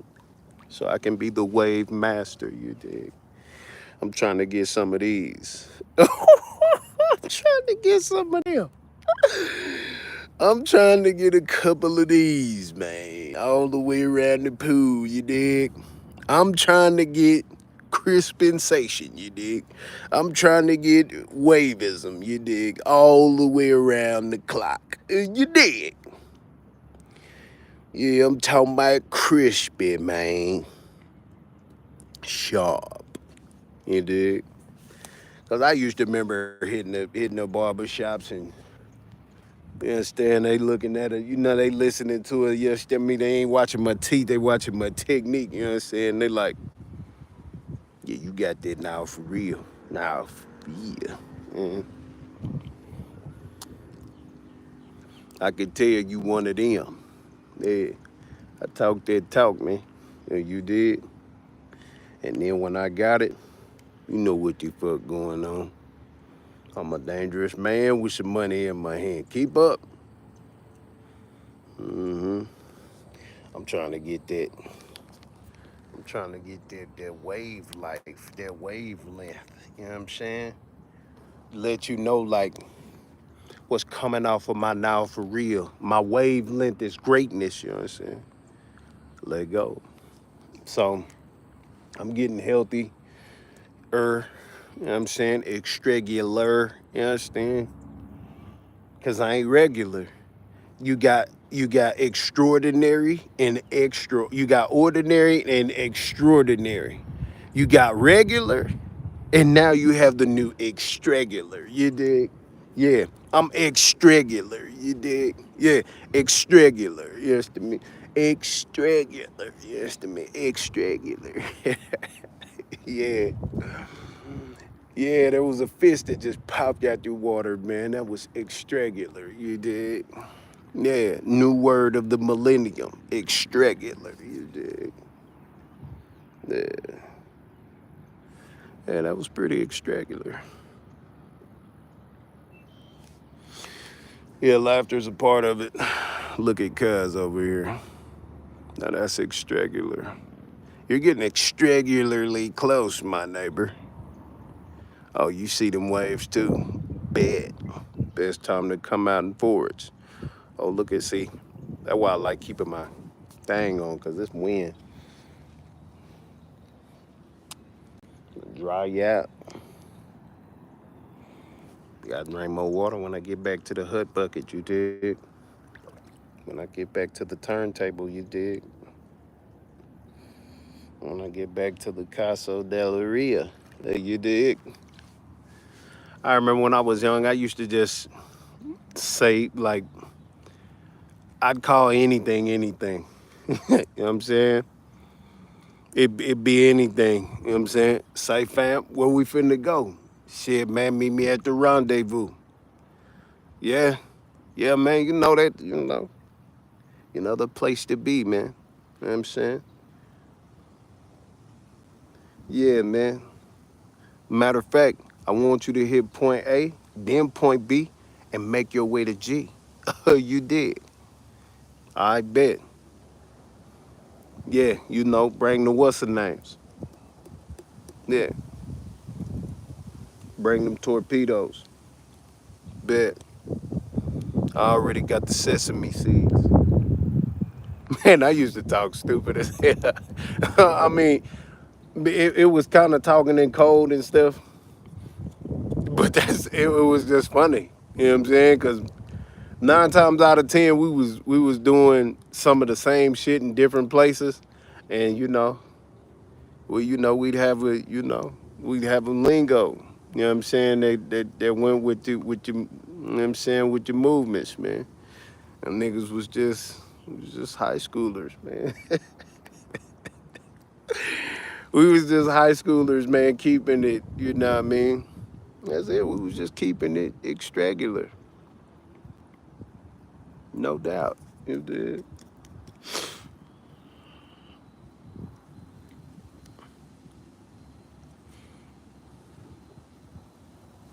You see? You see how it's going in a slant instead of going, I gotta get these corners back right there. I've been doing that shit.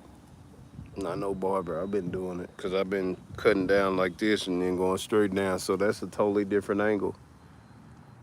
So I'm just gonna keep it straight up like this and not go back, and it's gonna come back because it looks like my forehead is wider than what it's supposed to be. Just because of that. All because of that. Like, think of what you back say. I'm gonna sit there like this and hit that big E because supposed to go from the edge of the eyebrow straight down. So yeah, that's what I'm gonna did, man. I'm gonna get to it, man. And then a couple months, niggas gonna be like, damn, so all these years you been fucking slanting your shit and you ain't blame nobody. You can't blame nobody. I know it, because it was me. Hell yeah, it's still sharper than the fucking, you know what I mean? It's still sharper than some cheddar cheese. You know what I'm saying? Some sharp cheddar, you dig? But, straggler. You dig? Straggler. So yeah, man, just taking a moment to, you know what I mean, extragulize. You dig? I so appreciate it. Yeah. Hold on, look. Let me let y'all. I gotta get this picture from a distance. You dig? Me extragulating. Let me put this over here. Don't worry, I ain't gonna fuck with you, bird. You ain't bothered me. I ain't bothering you. Alright. So I'm finna put this right here, everybody. And then we finna extragulize. Let me see. Oh yeah, that's a great fucking picture. Here, let me get the fucking, yes sir. All right, everybody just chill. Look at the bird. See the bird doing what I'm doing, just standing in the water. It's an ancient practice, man.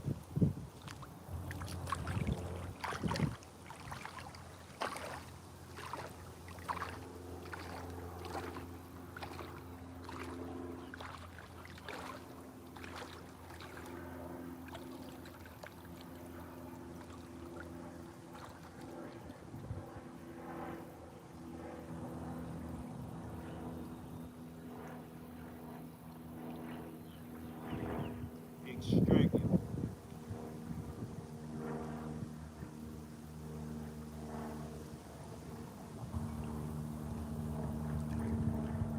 Self-reflection.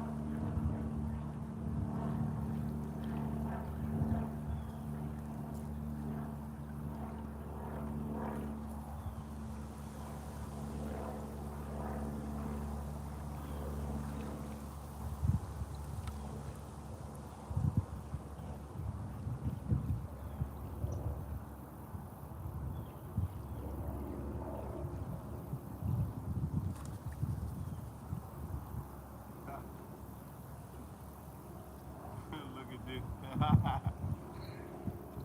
You were wild, son. You just took a whole flight over a floating walnut, son. I see you, my neighbor. That was a cold little situation. I wish I could fly like that.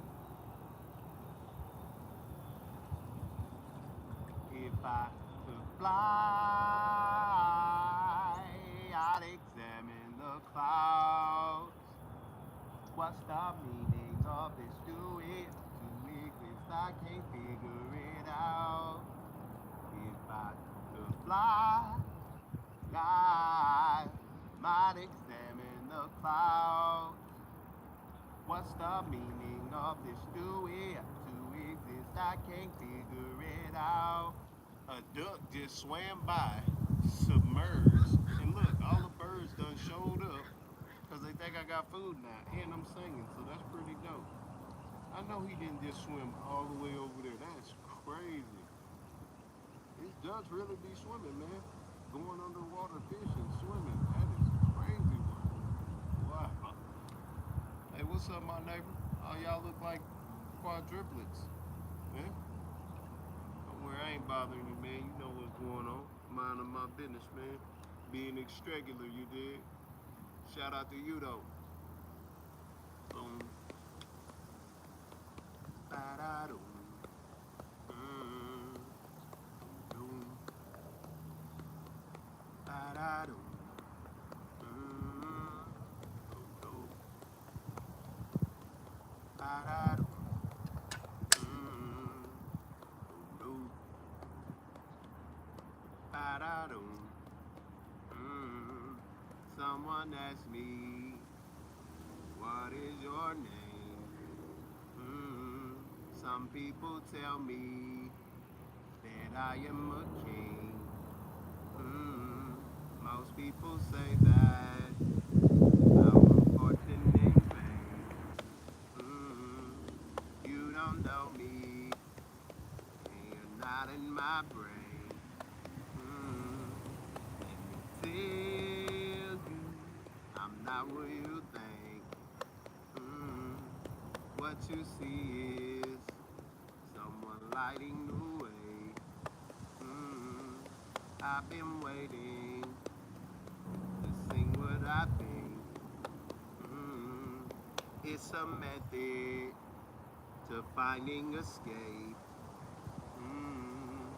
When I'm praying, I don't know what to say. If he knows it, then why do I pray? It gives me the blues. I get the blues.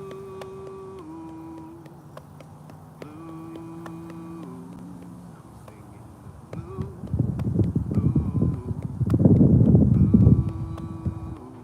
I'm crying the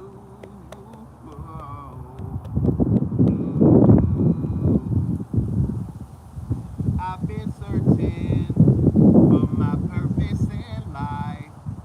You can tell I love music by the way that I write.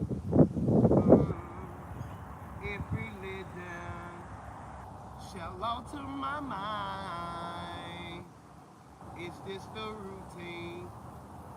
You need to be advised. But there's a creator that's beyond the sky. When I'm dreaming, I see paradise. If I could fly, I'd examine the clouds. What's the meaning of this to exist? I can't figure it out. It gives me the blue.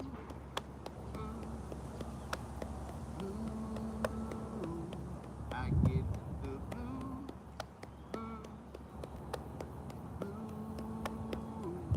I'm singing the blue.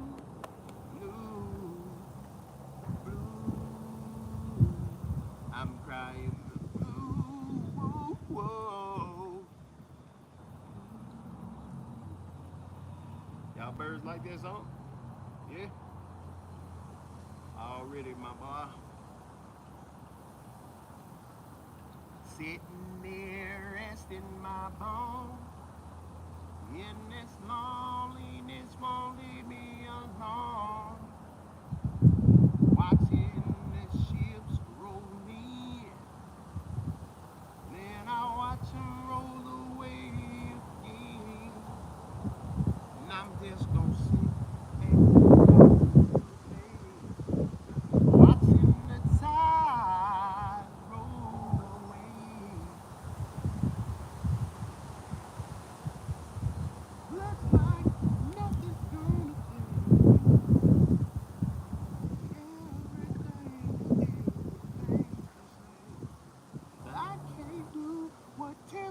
tell me to do. So I guess I'll remain the same. See you resting my bones. And this loneliness won't leave me alone. 10,000 miles I roam just to make this dark my home. And I'm just gonna sit at the dark window bay, watching the waves roll away.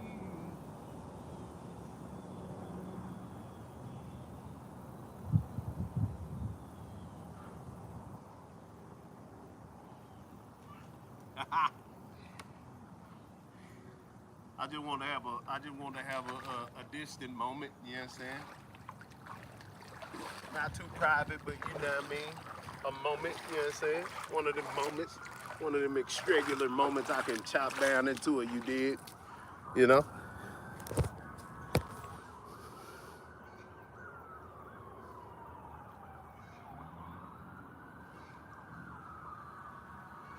Looks like nothing's gonna change. Everything still remains the same. I can't do what 10 people tell me to do. So I guess I'll remain the same. So yeah, I've had a taste of, cause like I said, I used to sit up in Dallas, man, out in them apartments, some of my family members' houses, my house. You know, Dallas is dope. I ain't gonna lie to you, it's dope. I like everything about it, But I used to sit up and be like, man, I want to be somewhere else, man. You know what I'm saying? I want to see other places, man. I want to go to different lands, different countries, different everything, man. Like, you know, spend my life, you know what I mean? You know, traveling the world, man. Not just spend time traveling. I say spend my life traveling the world, man. You know what I'm saying? Because I've already settled. You know, my people are from America. I want to go. You know what I'm saying? And you know, I want to go. I want to go and, you know, keep going and just always just go and not ever stop. Just always go. Never just be restless and sitting, because, you know, the 7 years I've been sitting here, and in the 30 something that I sat in fucking Texas and Minnesota. Yeah, man, you know, yeah, nah, and it's time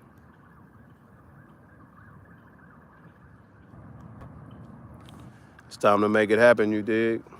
Now I like Florida because, you know, of the vegetational, you know what I'm saying, situation, you dig, where you can really have all the sun, all of the, you know, the good environment ingredients that you need for cultivation, you dig, so you can live an extragular lifestyle, you dig. Yeah, this is the place, you know what I'm saying? You just gotta find you a nice little rendezvous, you dig. Once you find you a nice little old compound, somewhere centralized, you're good. And then, you know, your little pool, you understand? Get your little cool, get your nice shade here and there, and then, you know.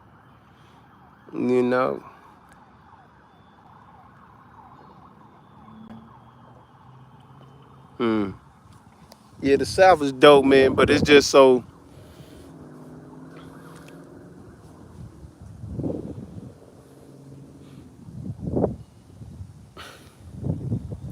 Yeah, the South is wild, so I ain't gonna lie to you, South is wild. I mean, Florida's cool because it's east, southeast, you know what I'm saying? Now, if Florida was in the South, like Alabama and all that shit, you know, it'll be a different ball game. But, you know, South, like Florida is like, it's under South. You dig what I'm saying? So it's a different vibe because it's closer to the equator. So the mentality's different. It's a little bit. It's like hot here. So temperament is different. You know what I'm saying? People are more milder and cooler here, but they're way more aggressive if you piss people off. You know what I'm saying? It ain't as racist openly as it was 20 years ago, but it's racist as a mother lover down there. Texas and Florida, anywhere else, yeah. But I like Florida because it's year round. You know what I'm saying? I like this year round shit. Fuck that. I mean, it's hot in the bit, but year round? Shit, man, I ain't got to worry about no motherfucking cool weather. Cool. I love the cold weather. I like being cool. I love being cool. I ain't gonna lie to you. I love being cool, but yes, you know, it's a lot of water. That's what the water's for. You know what I'm saying? Lots of water.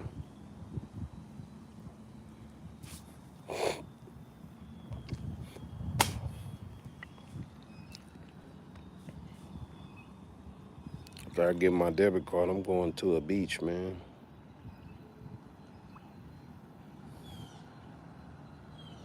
Going to a beach. Getting in the water. Need to go to one of them crystal clear ass beaches though.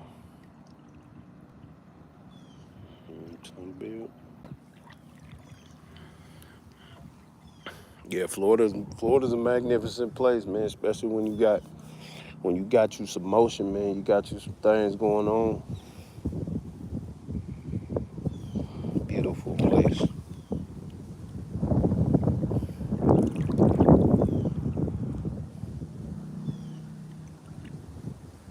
A lot of entrepreneurs here, man. I ain't gonna lie to you. There's a lot of people who hustle in Florida. It's like everybody hustles, man. Like it's a lot of businesses and shit, but it's a lot of people retire. I mean, it's a lot of retired people here, and it's a lot of people that hustle here. You know what I'm saying? It's a lot of people that do that. Lots of people that hustle here. Or do business. We'll just say do business. We'll say hustle and do business because I see a lot of self-employment here. A lot of, people taking advantage of the taxes and stuff here or whatever. So it's dope, man. There's a lot of people cooking and selling food out of their home here. That's a major thing here that people do. Sell fucking plates and sell food and sell stuff from home. That's a major thing in Florida. People doing that because people are fucking food experts down there. You dig?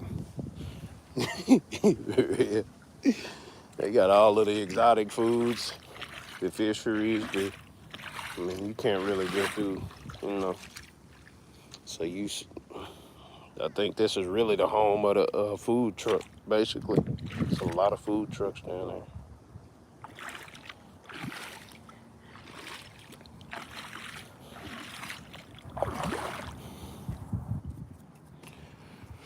Yeah.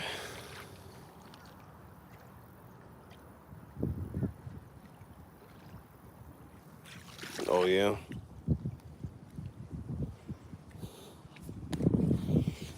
Yeah. It happens, my neighbor.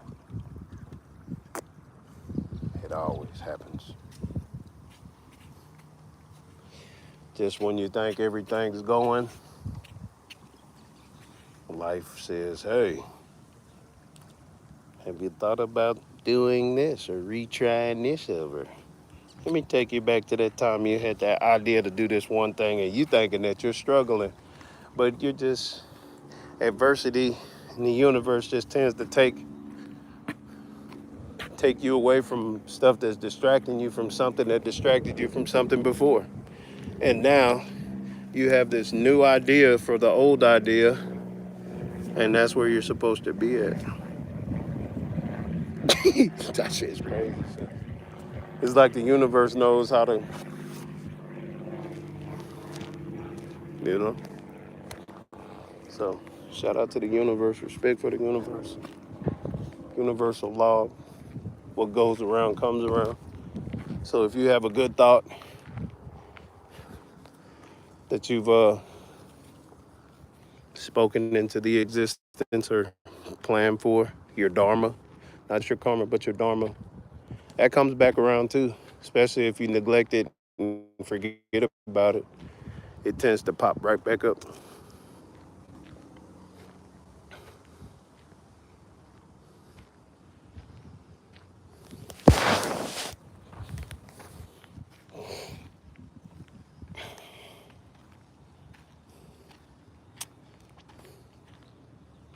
I decided to become a husband while I was hustling and going to school and still being a street nigga. And I solely just said, you know what? Fuck this shit. Yeah, fuck being a husband, man. This shit is. Shit. I made a hasty decision and been dealing with the consequences of it for a long time. Over 10 years, yeah. With the consequences of those choices. So there are some choices that I've made that are dharmatized, and they're coming back. And some seeds that have been planted on my good dharma, and they're coming back around to say, hey, you remember this? Oh yeah, smash it. Yeah, I remember that. Well, guess what? It's back. Mm-hmm. Yeah. So people always talk about karma because they don't know what dharma is. It's like people only preach negativity. Like, bro, what about positivity though? You got dharma and karma. You have light and dark. But you niggas just don't say dharma all the time. So you don't hear it. But now you hear niggas saying demure, but don't nobody say demeanor. Thank you. Let me see what the sun says. Oh wow. Extragular. Thank you. Arigato. Arigato. You did.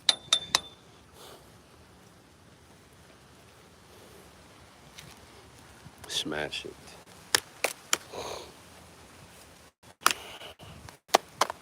I get them from my mama. That's where I get my eyes from, my mama. Yep, positivity takes you farther, but that road is longer. Let's talk about that. Positivity takes you farther, and the road of positivity is much longer. Oh yeah. What a quote. Quote me. Positivity takes you further, and the road of positivity is much longer. Yet the road of positivity is much longer.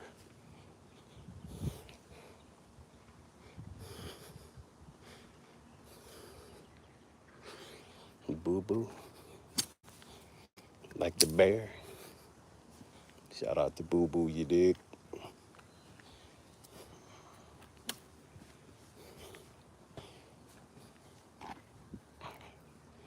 Wow. The road is longer.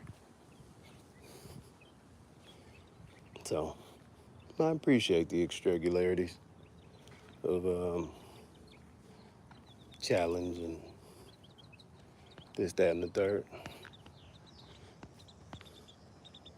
Yep. And well worth it. So that's going to finish out the quote. Positivity is going to take you further. That road of positivity is much longer. Yet, well worth it. Let's go.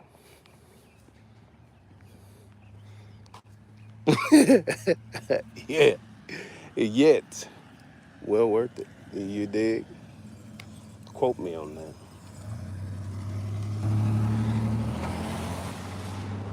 Don't worry. I appreciate the assistance. Couldn't have done it without y'all.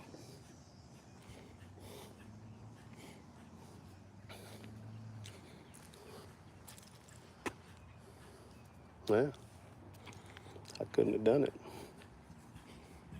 without intuitive influence. Oh, you dig? Highly extragularity. Extraordinaire, extragular. Extragularian. Extragularian.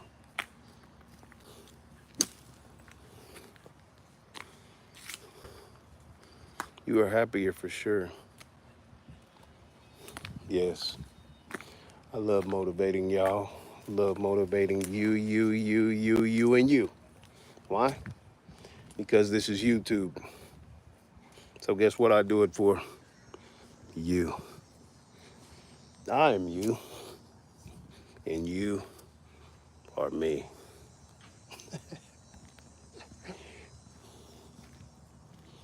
Let's be extracular.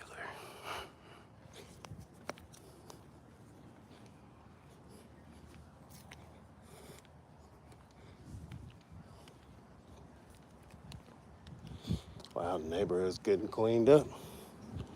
They done came outside and got some debris up. They ain't get these people's wood though. Damn, it's crazy. I wonder if they gonna get this up under my tree. Hopefully. I wanna see if they grab it. Can't let you get more snatched than me. Oh, well, you're gonna be more snatched than me because I don't do snatching. I'm getting there. You know what I'm saying? Pretty soon the chest is gonna be bulging and protruding like a,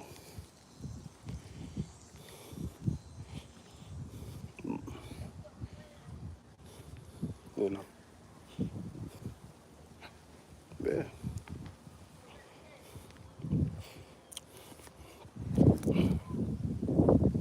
They got a lot of them things growing. I wanna take some, but it's just popping up.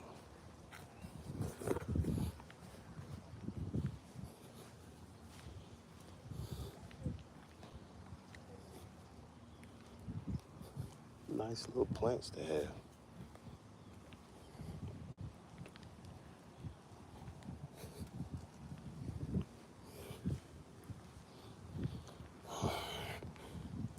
But yeah, I fulfilled my workout today. Now I'm gonna go eat some fresh pineapple and a salad.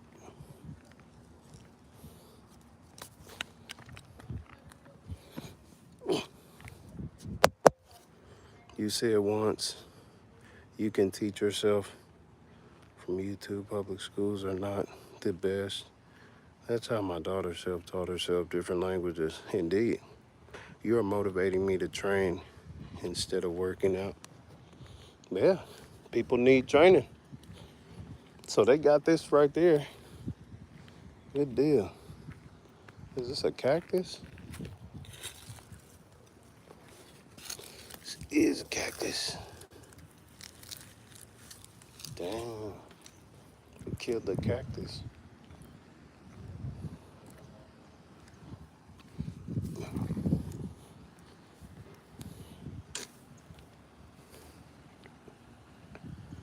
Indeed.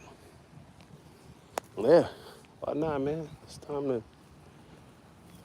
I think in progress, and most of the time, you say progress, it equals money. It equals monetization. Every time. So once I get as healthy as possible, I can come up with my own workout regimen to teach people how to get healthier.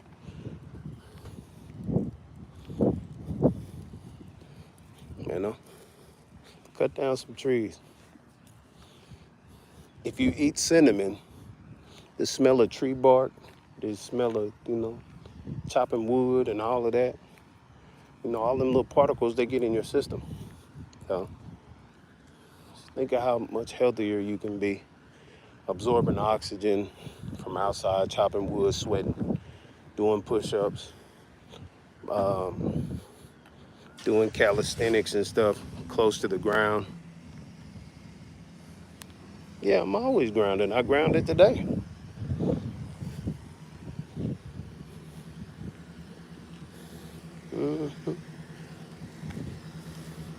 I'm laying on my yoga mat and doing my sit-ups and workout outside. But even after when I get back, I take my shoes off and be outside walking around. Always grounded.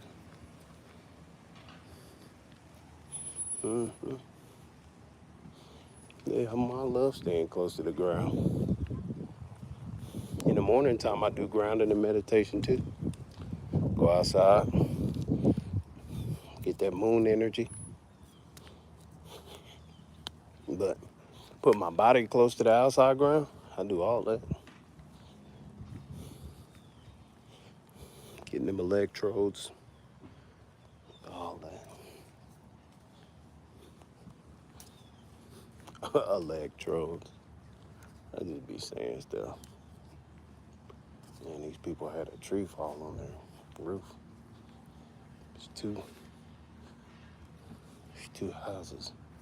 Seem like that. They're on my street. Nice. Can y'all take that freaking tree down for me? Ooh, my knees. Take the damn tree down for me.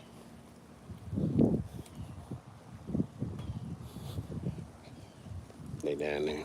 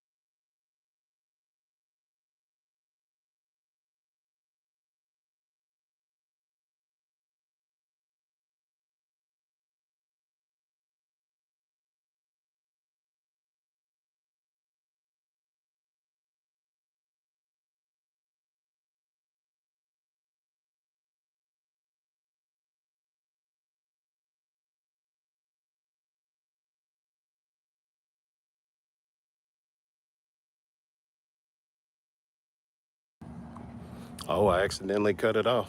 I didn't know that. That's crazy. How the hell did that happen? I want to see if they can knock this tree down. I mean, they should be able to knock the tree down. They picking up my neighbors right now.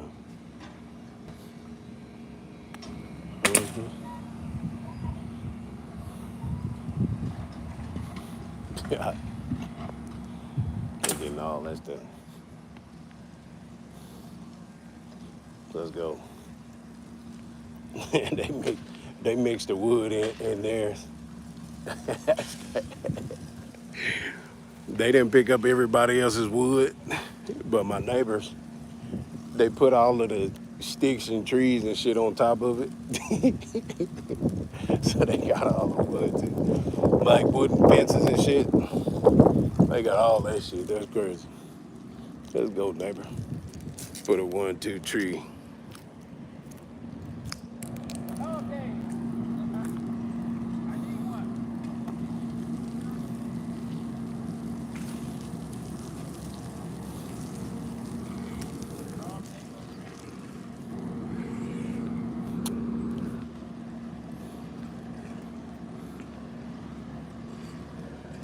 Wanted to leave that bitch down so they can fucking cut it, but they gonna come back and look at that hole and be like, well, still standing up, you know what I mean? Man, you should have cut it down like I asked you to, fool.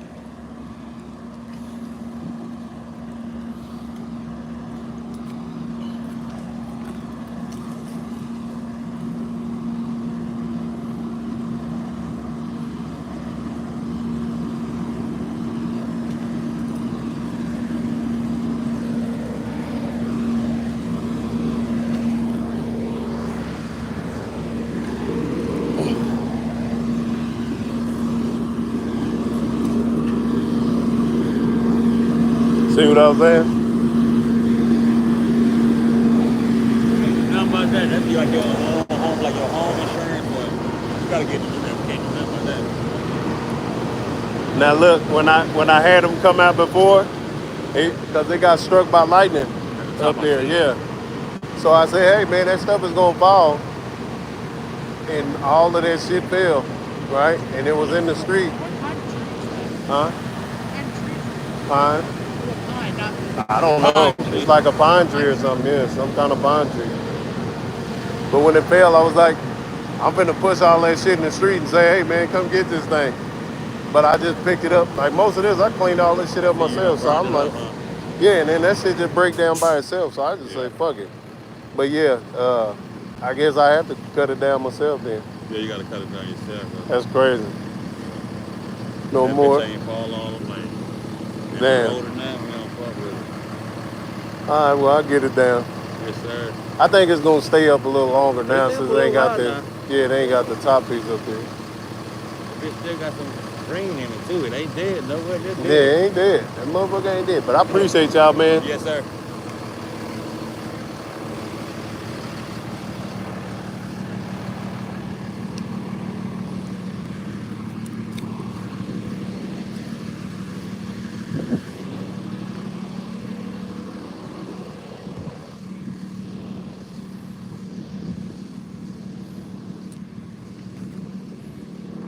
So anyway.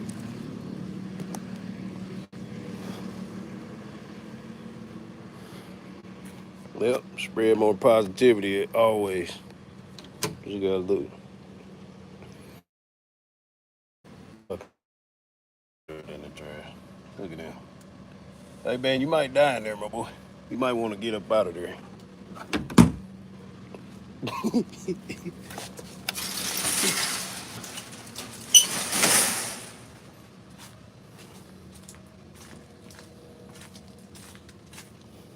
Pool devil. Pool metal.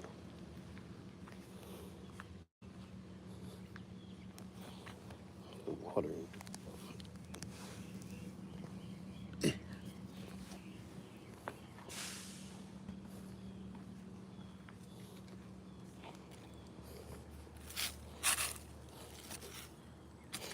As y'all can see, this thing right here has been drinking up a lot of water in here.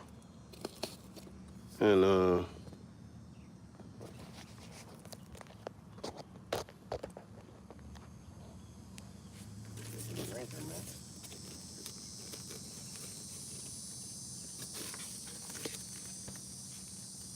it still ain't grew no bonds yet. It's almost there. I mean, no roots. But there's one over here. That's pretty healthy.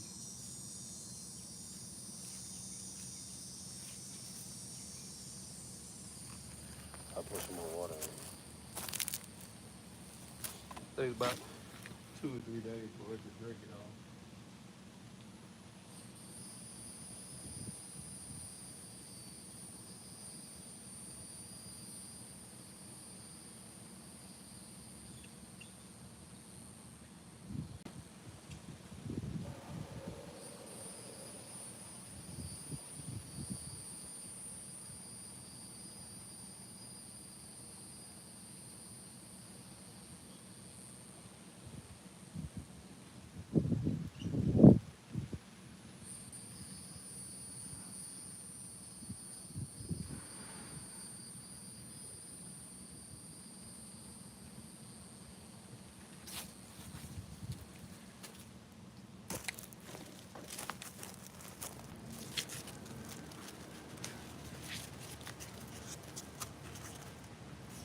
There we go.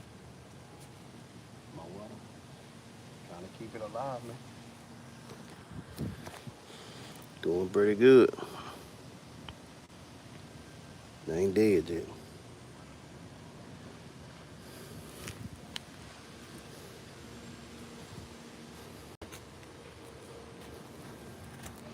I got some more stuff to plant out here. I'm finna line some all right here in that little shaded part. Peppers. I'm gonna put peppers right there. I'm gonna line them right here.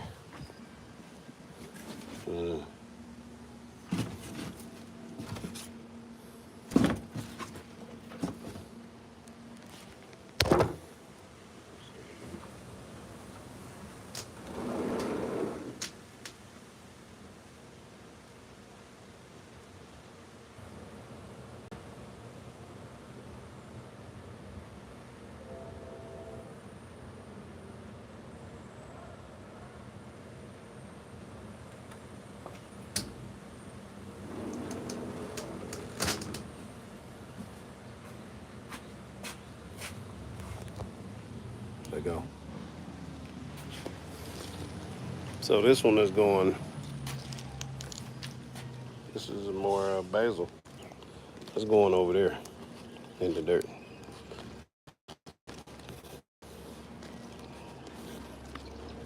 Did that onion flushing, what's that?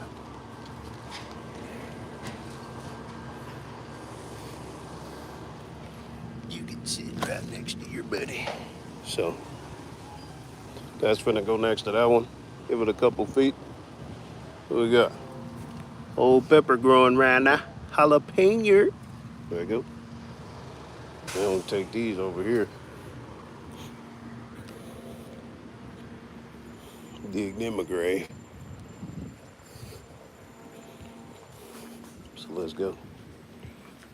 Get E-boy the proper burial then.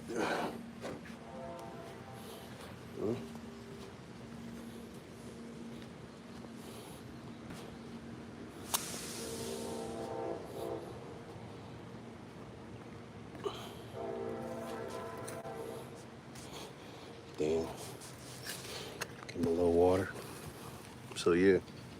So right here, I got the whole, what's my battery is? 15%. My then. Let me do this. That's a jaw right there. Let me. Jaw a good picture show of the show yesterday. Give me.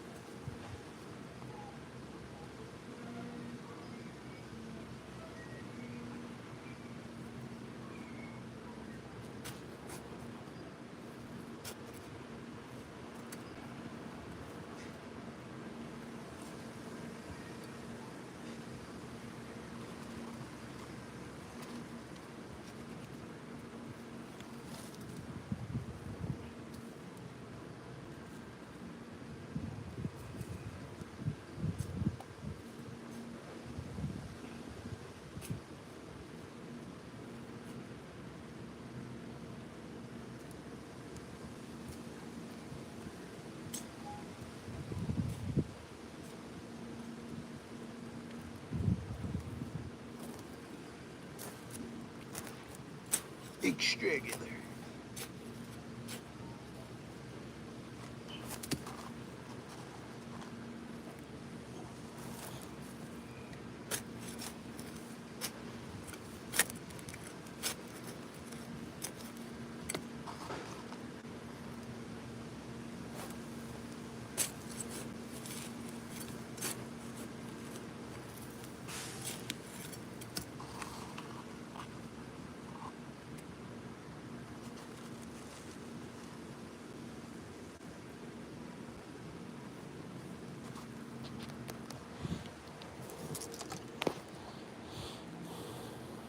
Oh shit, y'all couldn't even see that.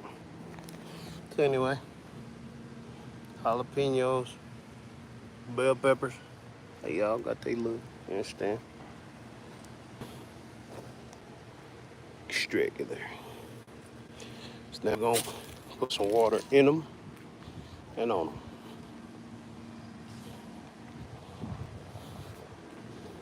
And that marks my day, man. My money.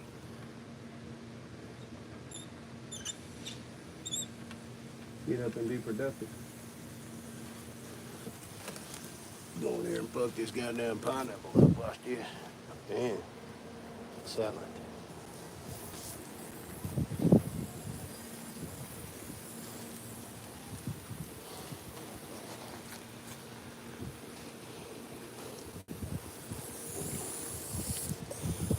Can't wait to fix this mother, Debbie.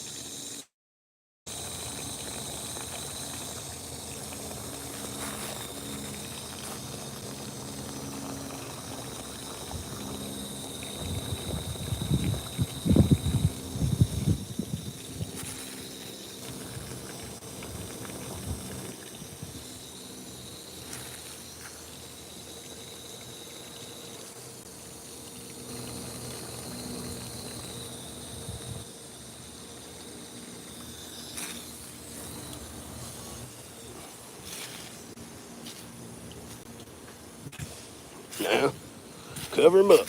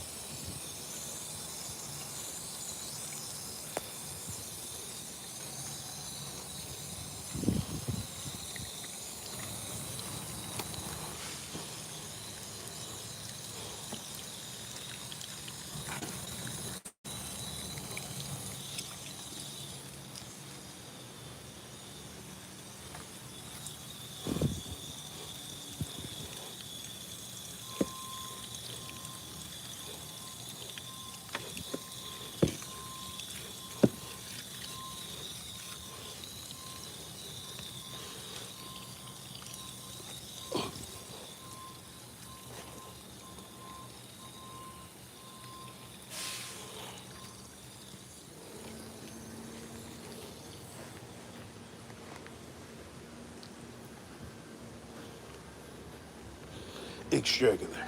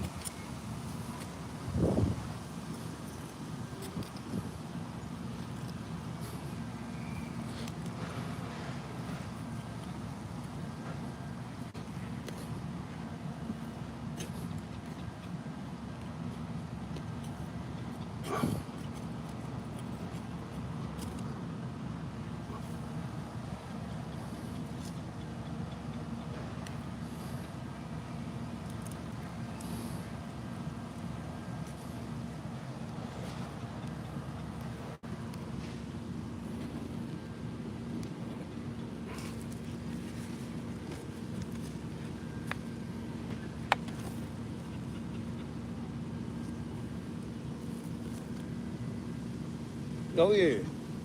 More basil. You did. More basil, you did. Let's go. More basil. More basil. More basil. More basil. More basil. More basil. Let's freaking go. More basil. More basil. And tomatoes. More basil. More basil. You did? More bagels to make it extragular. So good. Then fill it up with water, cover it with your dirt, make it work. I mean, damn, you damn squirrels been killing these little nuts right here. They been eating them things. Crazy, boy. Sitting up in the tree just eating nuts, eh? Dropping all of the boy getting it in, man. Let's go, squirrel. Yes, the man, let go, squirrel. Yeah, mate. So yeah, extract it. So now I'm gonna go get the water. Put a little water over here. And shit, nigga, we gonna call it a now for real, damn it. Appreciate y'all for tuning in. Hit me when you hit me, you know what I mean? You know what it is. Self-reflection. Or no reflection. Later, everybody. I'm gone. I'm out of here. Adios.